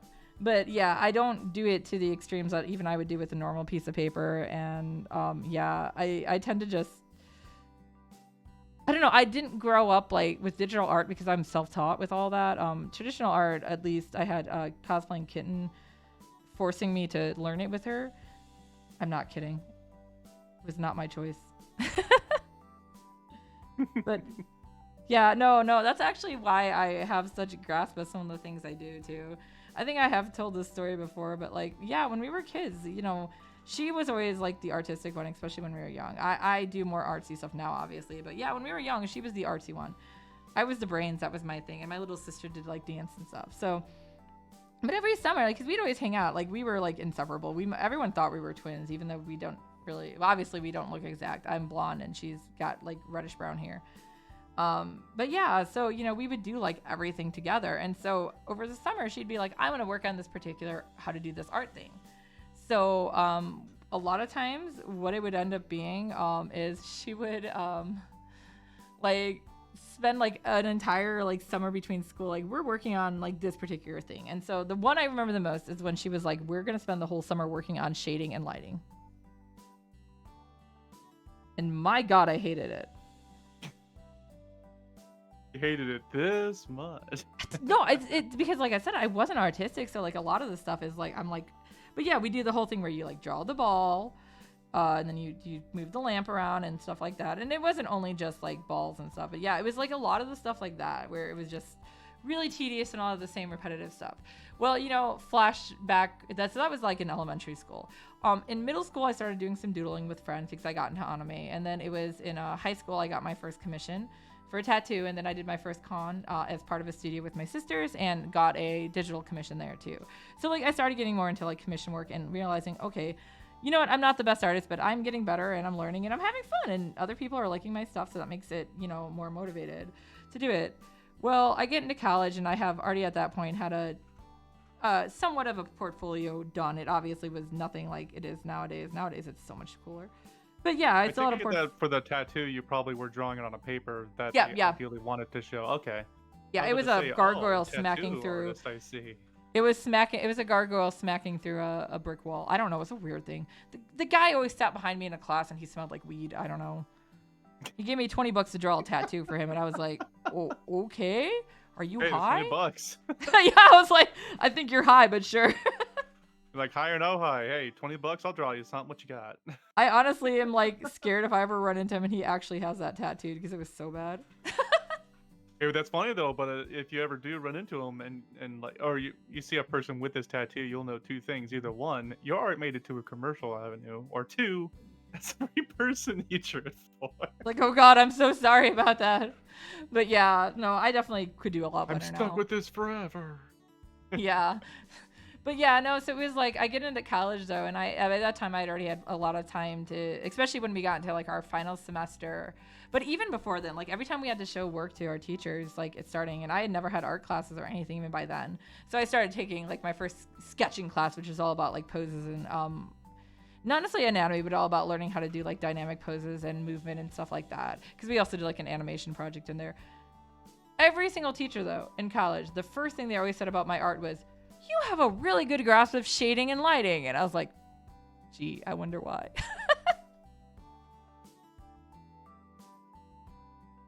And even now to this day, that's still something I do hear a lot about my art. I'm like, well, yeah, that was definitely one of those things that thanks to Kitten, I practice a lot.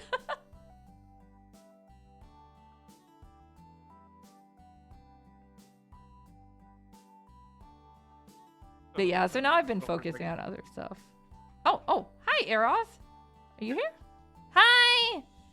I would have said something much sooner the second you joined in, but I wasn't sure if you're doing some kind of a surprise or something. I just looked at Discord. No, I'd pop in, see what's going on. Right now, we're drawing and talking about art. That's it. We're talking about a lot of random shit. So yeah, I just said I was gonna be here for just a short bit, like a few. I know, you're like, I'm gonna go stream 2 hours later. 2 hours later. But I like how we always get lost in conversation, though. Oh, I love it. Like I say, actually, one of my favorite things, now that Eros is here, this is a perfect one for this, is back when we were playing Raft, especially at the earlier times, how every single Raft stream would start with Wong having some technical difficulties. So Eros and I would just literally sit there and like we'd pick a topic, usually somehow Raft related, like about an animal or a plant or whatever, and just, you know, literally like have like a little information segment before the stream officially started with people. I remember the catfish one the most. Yeah, I think I remember people commenting that they appreciated that just because it's like, you know, actually informative on like what to do in the game and stuff like that. Oh yeah, it was one of those cases where they learned stuff maybe they didn't all need to know, but I mean, I'm the same way. I like learning stuff. I've had people come out of my stream and like know a different language or know something I don't know, and I'm like, please, no. If I say something wrong, correct me. If you know something I don't know, and that, you know, like don't make up shit, please. But yeah, tell me. I want to learn. I am fully aware that I don't know everything. I won't pretend I know everything. Sometimes I almost feel guilty when people give like my thoughts on something more weight than I feel comfortable with them having. Have I mentioned to you before that I'm like a moderator of a big like futurism group? I know you. Yeah, I was gonna say it's been a while since you talked about that, but yes, I do remember this. Okay, so partially because of that, and I'm, you know, like I have a good breadth of knowledge, and sometimes I almost feel bad because I like give something that I'm not 100% confident about, but it's like I give my understanding, and sometimes people are just like, "Oh, well, you know, I trust your opinion." It's like, well, don't, because I'm not. I could be wrong on this. Oh my god, what is your Twitch handle, Arrow? It is my. I think Aerozor is my Twitch handle, but I'm not logged in. That's why. It shouldn't matter. No. I was trying to like shout out to you. You'd be able to get shouted out regardless if you're logged in. Yeah, exactly, and it's coming up with like twitch.tv/nothing. What did I do wrong? Aerozord 1.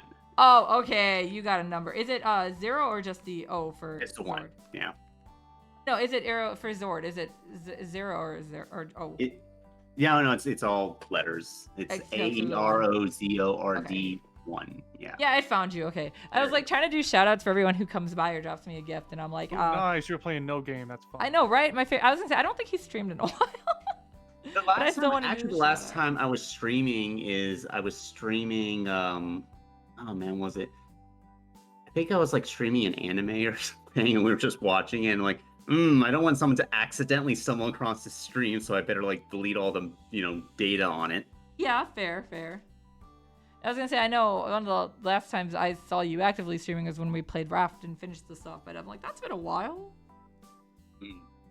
I was Every time I see No Game, I always just think of the game There Is No Game. Yeah. There is no game. This is a lie. Don't worry about it. I was thinking about just getting back to streaming Danganronpa. I still want to play those games myself. It's also one of those games where like it's fairly big, but like no one's ever like streamed it, and there's very few Let's Plays of it. It's just. Well, it was weird to me because like those games totally seemed like up my alley, but one of my friends was like, "Oh, I have like a free code for this or whatever. If anybody's interested," and I'm like, "Oh man, I've always wanted to play this games," and they're like, "Well, you shouldn't pick it up unless you think you're gonna." I'm like, "But I think I'm gonna like it. Like, why are you acting like you don't know me well enough to think either way?" Oh, yeah, I honestly do think it's like it's really in your wheelhouse, particularly. Because I know that not only do you like murder mysteries, but you like dark murder mysteries, and I love a little bit of murder. The reason why I stopped playing is because I got to the murder of the second case, which, to give you an idea of how dark it is, the murder of the second case is not the second murder. It's like the fourth. Don't worry, this isn't the second murder, just the second case. This is like murder number 10. Yeah, and I had to stop because I got to that death, seeing the death, and I'm like, that's pretty high on my list of ways I don't want to die. Oh, that makes me think of another. That one I know was hard for some people because if you guys haven't seen the anime series Another, it's great because of the fact that okay, so the deaths are really off the wall. Like there's stuff that would hardly ever happen. But the way that it's done, it's like if it were to happen, it would be exactly like this. And that's kind of what makes it a little what is that word? I think I might know what you mean, because part of the thing is okay, so although the executions are so over the top in this series, but the way they're animated, there's actually weight to the impacts and the injuries, and it just feels so much more visceral. Yeah, it's like the physics behind it are there. It's just you're like, I never really would have thought of this as being a way to die. Some of them were like the elevator one, oh my god, the umbrella scene. That is really what set the tone for the series too, and that's episode 2. So yeah, guys, watch Another if you haven't. It's good. Oh, and thank you, Luna. I have never seen the series, but I know that scene. I really liked it too. It was one of the first so that's kind of what really got me into watching and reading horror again, because a lot of the stuff used to be really typical and really easy to predict, and then I watched that one. It was funny because I watched it with 2 friends, and neither one of my friends wanted to go really far with it. They were like, it's okay. And I was like, you know what, we only watched episode 1. It seemed like it was just setting up the whole thing, so I'm gonna give it a try and watch the next episode. And that's when the death started. Episode 1 is literally just all setting up the scene, so don't expect anything creepy in 1 really. But yeah, so I was like, I'm glad I did, because it was the whole series was very interesting and really well done. And then of course they are doing such a good job of guiding your thought to one way. So even though me, who is really good at figuring stuff out, and I that's why I love detective games and stuff, and I've read a lot of mysteries and things like that, I didn't actually see the what do you call it, the actual I guess the culprit. I didn't even guess them because they'd never presented them as one of the ones you could guess from. They did a really good job with that. They really had you lined up. It has to be one of these people, and it's just it's amazing. It's such a good series because of that. So it's not it's really well done. There's a lot of stuff that they also give you a lot of information that isn't important. It's so it's kind of like red herrings, but it's not so obnoxious. You're like, this is nothing. It makes you feel it's important. It's so well written. Oh my god, what did I do? Yeah, they do. In Danganronpa, it's also kind of nice because they do the quote unquote court scene, but it is no way handled like a court scene. It's more of a group discussion on the events. And is it kind of like more like a court scene in like a like how the high schoolers would do like a court? No, it's more like there's a name for this particular type of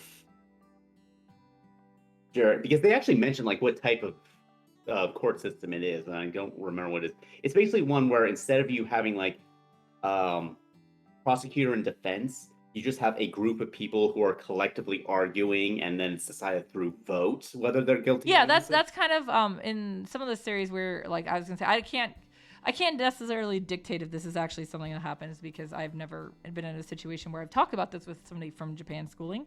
But I know, like, in some of the series where they've dealt with, like, okay, like, oh, somebody stole the money for the trip or whatever, whatever. That's the way they would do it, is they all as a class collectively talk about, okay, well, why do you think this person did it? Or, and they'd figure out, okay, this makes the most sense. I think they might have been here.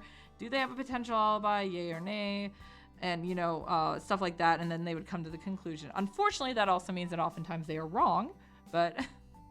Yeah. Oh, yeah. Yeah. But I guess that might be a school of hard knocks of, yes, they're often wrong. Like the actual court system. Oh, yeah. Yeah, because it comes down to, obviously, in a school situation that, unfortunately, I think most of us have dealt with this as well. If you're not popular, well, like, a lot of times, especially if you're bullied, they'll pin stuff on you. Yeah. That's also an important that's really falls flat. That's something that, of all things, American Dad addressed, which was, look, if you're likable, you're not going to get convicted of a crime. It's just not going to happen. Right, nobody will ever convict me. I mean, what? Well, although I did find, the one thing I did learn in my legal classes is they can't do that for I don't think they can do that for like an innocent, but they can actually do that for, let's say the jury just absolutely hates you, like they despise you as a person, but you are, like, from a legal standpoint, completely innocent. The evidence is obvious you didn't do it, but they're just like, I don't like you, so I'm just going to assume something's going on and convict you anyways. Oh, the judge can't actually just go, nah, they're innocent. Yeah, I was going to say, I do know that the judge in some cases will actually have some say in it. But yeah, it tends to be like exactly as you said. If it's one of those where they're like, what are you doing, jury? You're not, as a jury member, you're not supposed to be biased, but I mean, it's real life. We all have our own biases. The technical reasoning for it is that's supposed to handle situations where the jury made their decision because they didn't understand the law. Which, I mean, I guess technically that's still true, because, if they did, then they know this person was legally innocent, regardless of their personal opinion. Exactly. Oh, all right, so in Danganronpa, during the trial phase, you need to find someone's arguments and then shoot it down with your truth bullets. I want to shoot things. And the really hilarious thing, there's no metaphor in that. That is all literal. Oh my god. Yeah, no, this definitely seems like a game I'd like. I don't know why that one person was telling me. But yeah, like I said, I don't think she really knew. This seems exactly like yours. I think it was because she only really knew me for playing JRPGs, and I'm like, since then, I mean, like, I think one of my first big games I streamed on here was literally Ace Attorney Chronicles or whatever, the Great Attorney Chronicle. So like, I started like that kind of obviously not quite as dark. Although I feel like that one was darker than Phoenix Wright, but I haven't actually gotten to it, but I heard the crossover with Professor Layton's actually really dark. It is. It's so good. In fact, it's funny. That's the only Layton game I've played. It's the only one I have, but I haven't actually played it. In fact, I played it in the wrapping on my flight to and from Seattle one year, I think, because I managed to beat it all on the flight. I really like it though. Yeah. So like, as somebody who had never played a Layton game, I did not know Layton games got that dark. I don't know if it's the Layton games period or if just for whatever reason. Though, if you want, all right, so in that same avenue, the other game they made, I keep telling you, you gotta play Ghost Trick at some point. It is so good. I think it's in my wish list on Steam. I'm just waiting for stuff to drop. I do have to go. Thank you again. Let me join you, and also I probably won't be on too much longer either. I gotta go take my car. Happy birthday. Thank you for stopping by, RTD. Once again, I'm gonna do another shout out. I'll try to also get that gift for you finished as well. It probably won't be today, but still, I'm still gonna try and No, it has to be today. You have 4 hours. Panic. That's not even your time zone. You only have 4 hours. RTD's on the same time zone as me, so. Oh no, that's what makes it worse. I know it's hilarious that as big as the U.S. is, nobody ever expects to be like, hi, guess what? This part of Indiana and Texas are on the same time zone. Or, like, what is there? Is there like 3 time zones 4 time zones in the U.S.? The U.S. is Eastern, 4. Central, the Mountain, and Pacific. Continental U.S. is 4 time zones. Yeah, because isn't that Hawaii? Wait, is Hawaii still in Pacific or isn't it a different time? Oh, no. Oh, never mind. It's Hawaii Standard Time. I've been informed by the Hawaii expert behind me. I also think Alaska is a different time zone. No, I thought Alaska was still on. I don't know, and I have to look this up. I'm curious. Here, guys. You ready for the educational segment of my stream? It might be. I'll look it up. Alaska is apparently also on its own time zone. Yeah, that's what I thought because it's way too far east. Let me see if I can find. Okay, I do have to go for real though. All right, no worry. Thank you for coming. Thank you. All right, so I found a map of time zones, man. I'm gonna bring this up so I can look at this. Yeah, because I know that's one of the hardest things I feel like when I've been trying to with streams, trying to set up streams with other people. The time zone thing gets really crazy. Dude, can I just have? It really got. I didn't even realize there were 4 time zones just because of how rare Mountain Time is ever referenced. The only reason I really know is because I've driven through Colorado. I know that's the weirdest thing, but I know that's the one place I know is on Mountain Time for sure because I've driven through it. All right, let me go ahead and put this image on my stream. All right, guys, you ready to see a random time zone map for the U.S.? This is the educational portion of my stream. I told you guys, this is a really weird stream. It always is. All right, so here we go. We have a map. So yeah, this area right here you see is all in pink. That is Eastern. You notice how Indiana has this small part that's yellow? This is what I mean. So I've mentioned before I'm from Indiana. Yeah, this is why my time zone is not the same as the rest of Indiana. I am in Central, but you also look how much Central covers. It's the biggest portion, and even into Canada and Mexico and stuff. So it's a big chunk. And then over here is so it looks like wow, part of Oregon is also weird. Part of Oregon is actually in Mountain Time. It's just a little chunk of it, and it looks like the reason you're probably in Central is probably because you're so close to the Chicago. It is. It's exactly why it is. Yeah. Yeah. A lot of except for it looks like what is that? That's probably maybe that's over. Yeah, Evansville. Okay, so Evansville is also in the Central Time Zone in Indiana. That's really kind of funny because I always talk about this way, but if you're looking for the really I guess if you're looking for the democratic parts of Indiana, it's Northwest Indiana, Indianapolis, and Evansville. So yeah, I guess Evansville is also, it's that little bottom corner right here. That's Evansville. I can barely read it on the map, but yeah, it is very south. Metropolitan area. Yeah, it tends to be, yeah. So yeah, that's interesting. But yeah, and if you look, looks like Idaho is also split.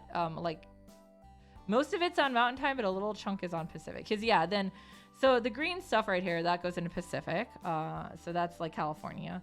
And that's why it can make it confusing because it's really easy to overlook Mountain Time. I don't really know too many people. I actually guess I know a handful from Arizona.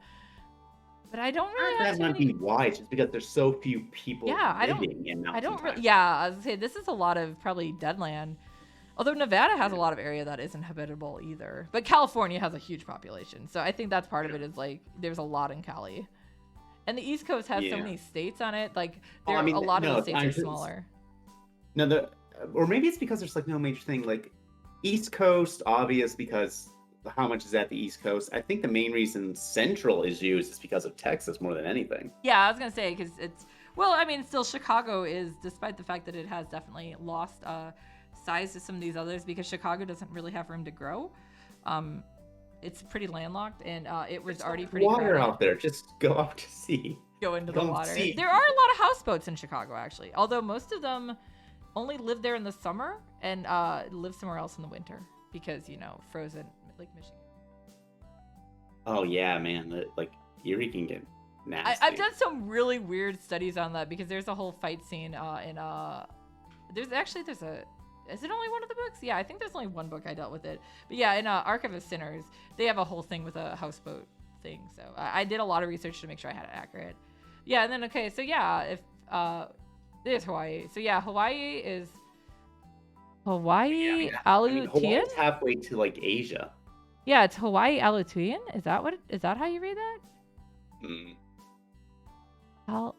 Aleutian? I don't know. I want to learn how to pronounce that right. It's Aleutian.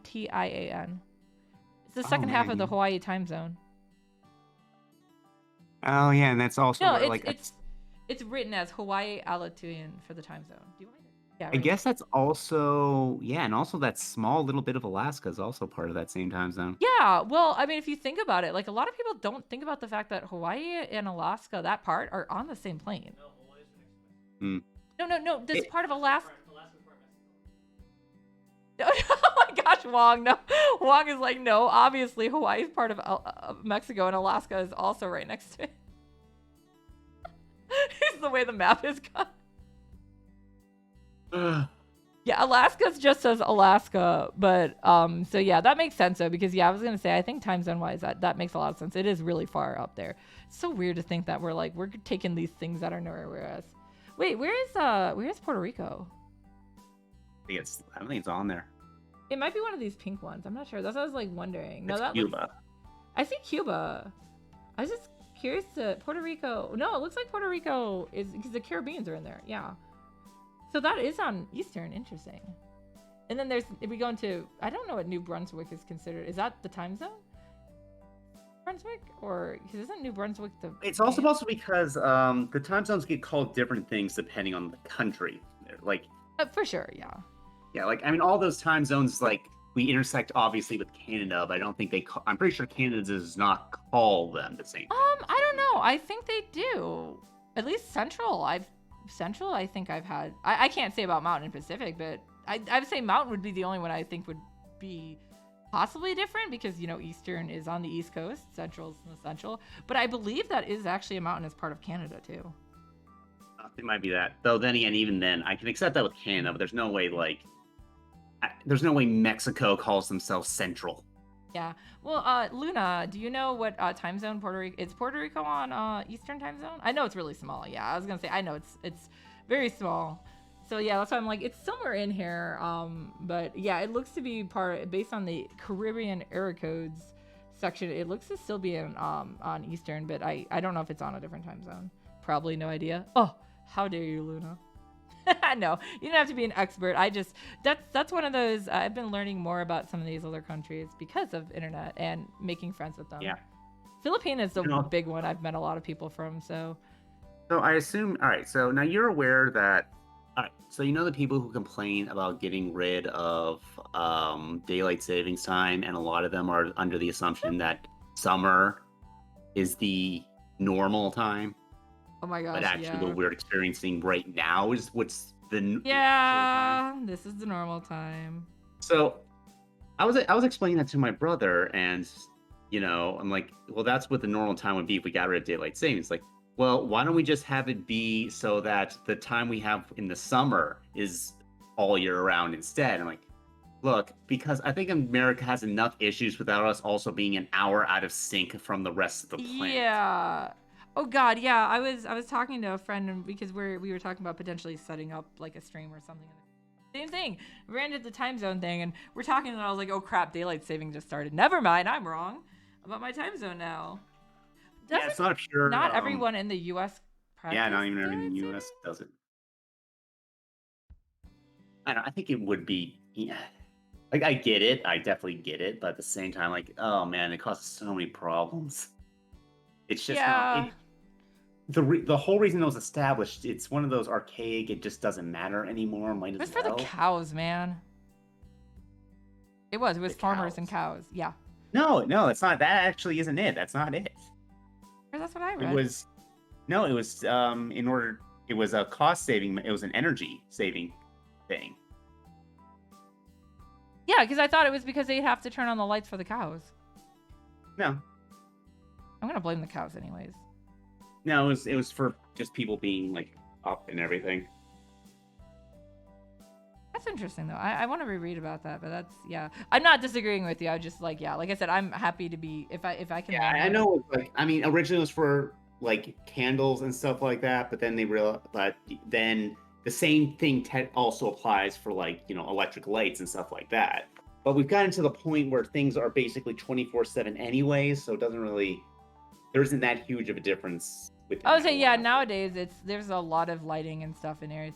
But yeah, because I know one of the reasons like rural areas kept it over, like especially rural areas were doing it, was so like, well, first off, the cows would, be going to sleep when it's dark and waking up when it's light.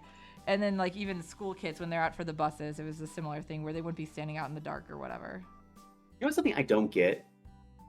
Why do we have it so the elementary school kids get up first for school? We don't in my area. You don't have that? And that's No. in our area.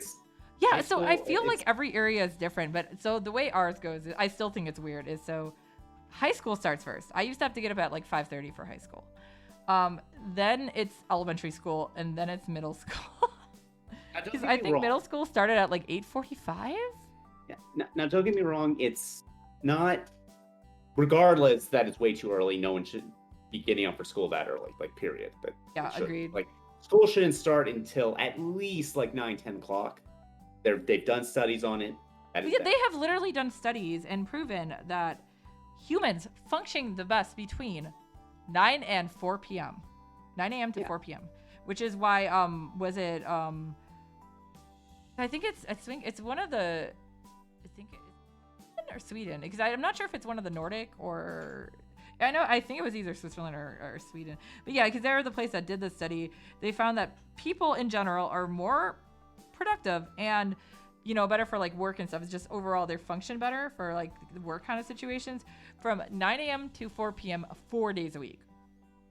So I believe they get Friday, Saturday, and Sunday off, and they're only working because that's not a 8-hour shift. They're only working 7 hours.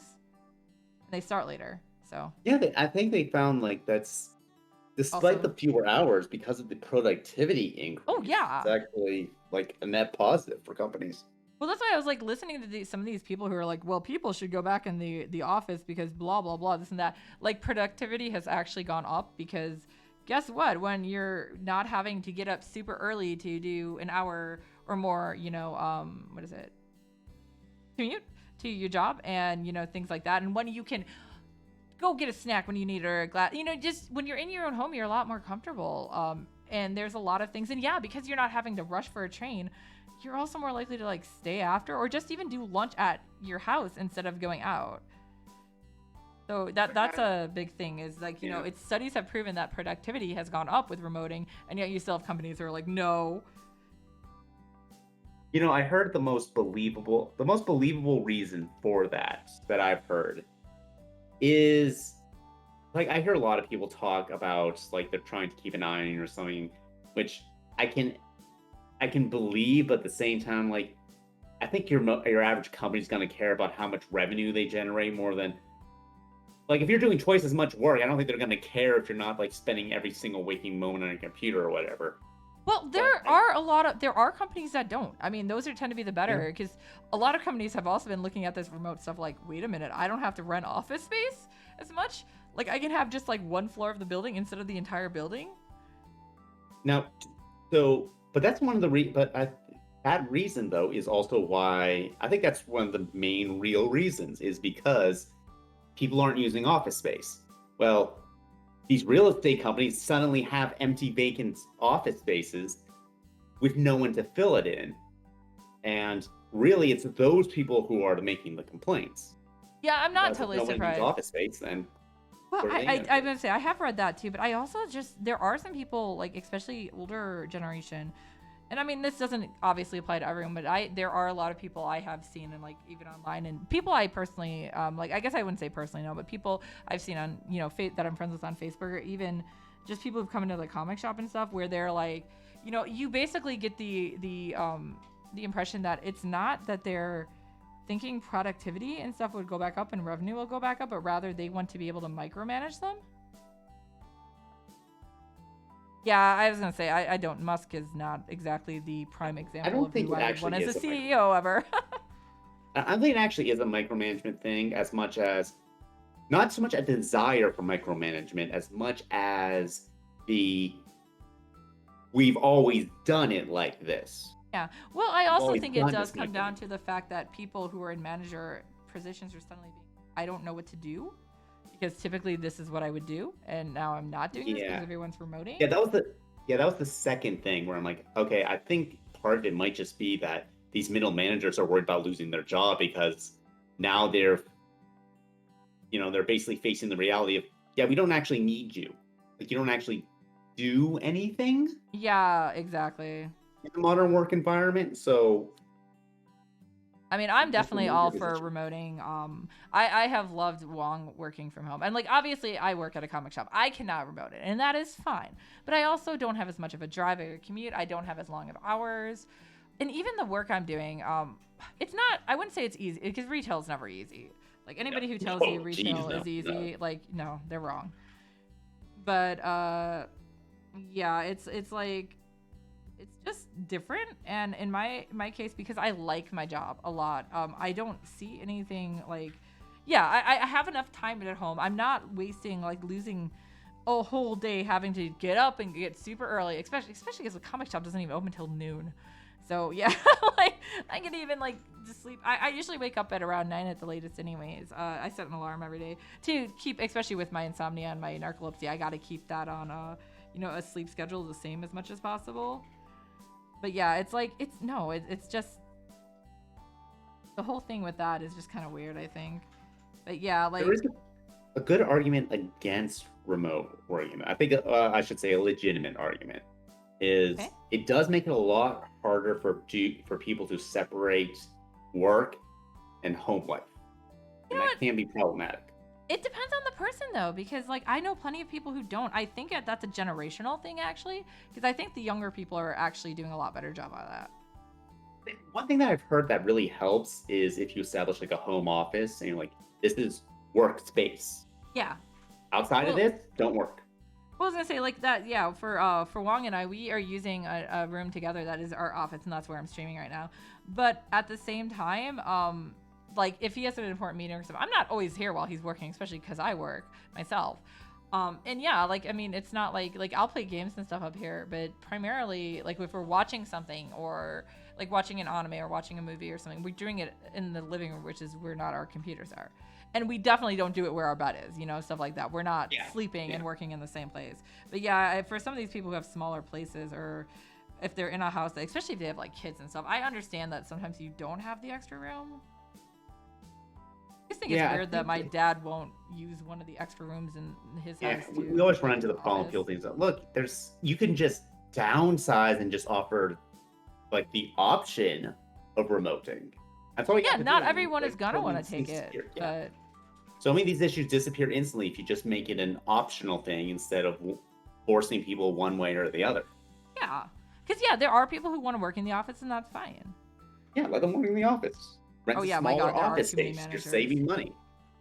Yeah, that's just it. I'm like, they're saving. But yes, you're right. The realtors are definitely losing money here. Yeah, I think they're the ones that are really making the big, loud complaints about it, because I have a hard time believing that a company, unless they might be doing it because they already bought the office space and it's being, it's useless. Well, I do feel like sometimes it's more, like, how would I say it? More just because they're hearing it so often be said, they're starting to parrot it back. Especially some of the, some people aren't good with technology. It doesn't matter their age. Some people just aren't good differentiating between, this is what they're saying versus this is actually what the truth is. Mm-hmm. This is why misinformation online is such a big problem. It is shocking that despite how common Photoshop is, knowledge of Photoshop is not common. Well, yeah, the amount of people are like, this picture must be real. I'm like, dude, it's clearly Photoshop. Oh. I hate how often shadows. I hate how much I have to explain that, look, just because there's a picture of somebody with text under them doesn't mean the person actually said that. Oh my God, I still think, whenever I think of that, I don't think of a celebrity or something specifically. Have you ever seen that menu for the Chinese restaurant where they put the peas upside down? No. God, it's so disconcerting. Yeah, it's like every comment on it is basically something that kind of like, I can't even begin to explain how this is entirely wrong, but the peas are upside down. Oh, I wonder if I can find that. It's so funny. So, yeah, this is me as a designer. I love these designer faux pas. Doesn't that just make it a D then? No, the peas as in the food.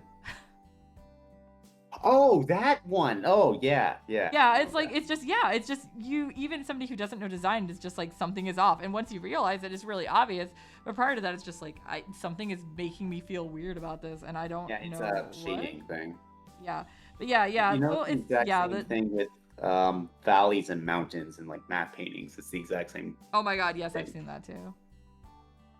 Yeah, it's definitely. You said P. I thought you meant letter P. I'm like. Oh no, I meant like peas, like the food. Okay, yeah. The black-eyed peas. Chicka chicka boom boom. Will there be enough room? I love that book. Hi, I'm still loving children's books. Don't mind me. 私は大人だから. Actually, so this is about the time I'm gonna get off. I actually have a friend who offered to change my pads and rotors for me for a really reasonable price, so I don't have to pay $400. Nice. Yeah, so I'm pretty happy with that. But thank you so much for coming to hang out too, Eros. That was nice. No problem. It's been a while since we've actually talked in person, since I've been too busy with health stuff to really game right now. But my PT should be ending hopefully by like mid-December. So. Oh, that's good. Yeah, I'm doing a lot better with the walking. So. Worst case scenario, I'll probably come and like do the New Year's thing. Yeah. God, okay. Wait. All right. Talk to you later. Yep. Thank you. All right. Bye-bye. Okay, I'm gonna go ahead and get off Discord too. All right, thank you guys so much for all coming out to hang with me, and that was awesome. And this is my presents. So I guess I can show you what I worked on. I'm gonna try to finish this tonight, but we'll see. I want to play Star Ocean too. I have a problem. And then there's Mikagami for my birthday. Did I make his head do something? Oh, I'll see how it looks when I get the rest of the body drawn. That's always obviously a determinant too. But yeah, so I am gonna go see if I can still stop by my friends to get it done, and yeah, hopefully if I do hop on stream to play Star Ocean later, you'll join me again. If not, thank you guys for the birthday wishes. If you guys still want to get me something for my birthday and haven't, the big thing I really want is reviews on Amazon for my books. I know a lot of you guys got the ebooks for free. If you have Kindle Unlimited, they are still free. You can always also message me directly and find which one looks to be your fancy, and I will even send you an ebook for free. But yeah, just look up Sanzaki Kojika on Amazon, and you can find it. In the meantime, let's go find someone to raid! Oh, let me turn off this music. It's annoying. All right, let's go see who's on.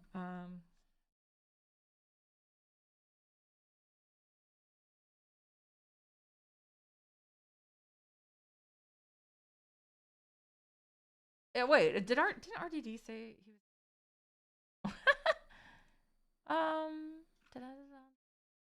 I don't even see him on. Maybe he's not. Okay. Oh, Rie Sonomura is streaming. This is a friend of mine. I've known her for a long time. She's another Star Ocean friend. That's how I met her, anyways. All right, so you will have to follow to say anything, but yeah, no, that's safe and understandable. So obviously, if you want to say something great, if not, I think.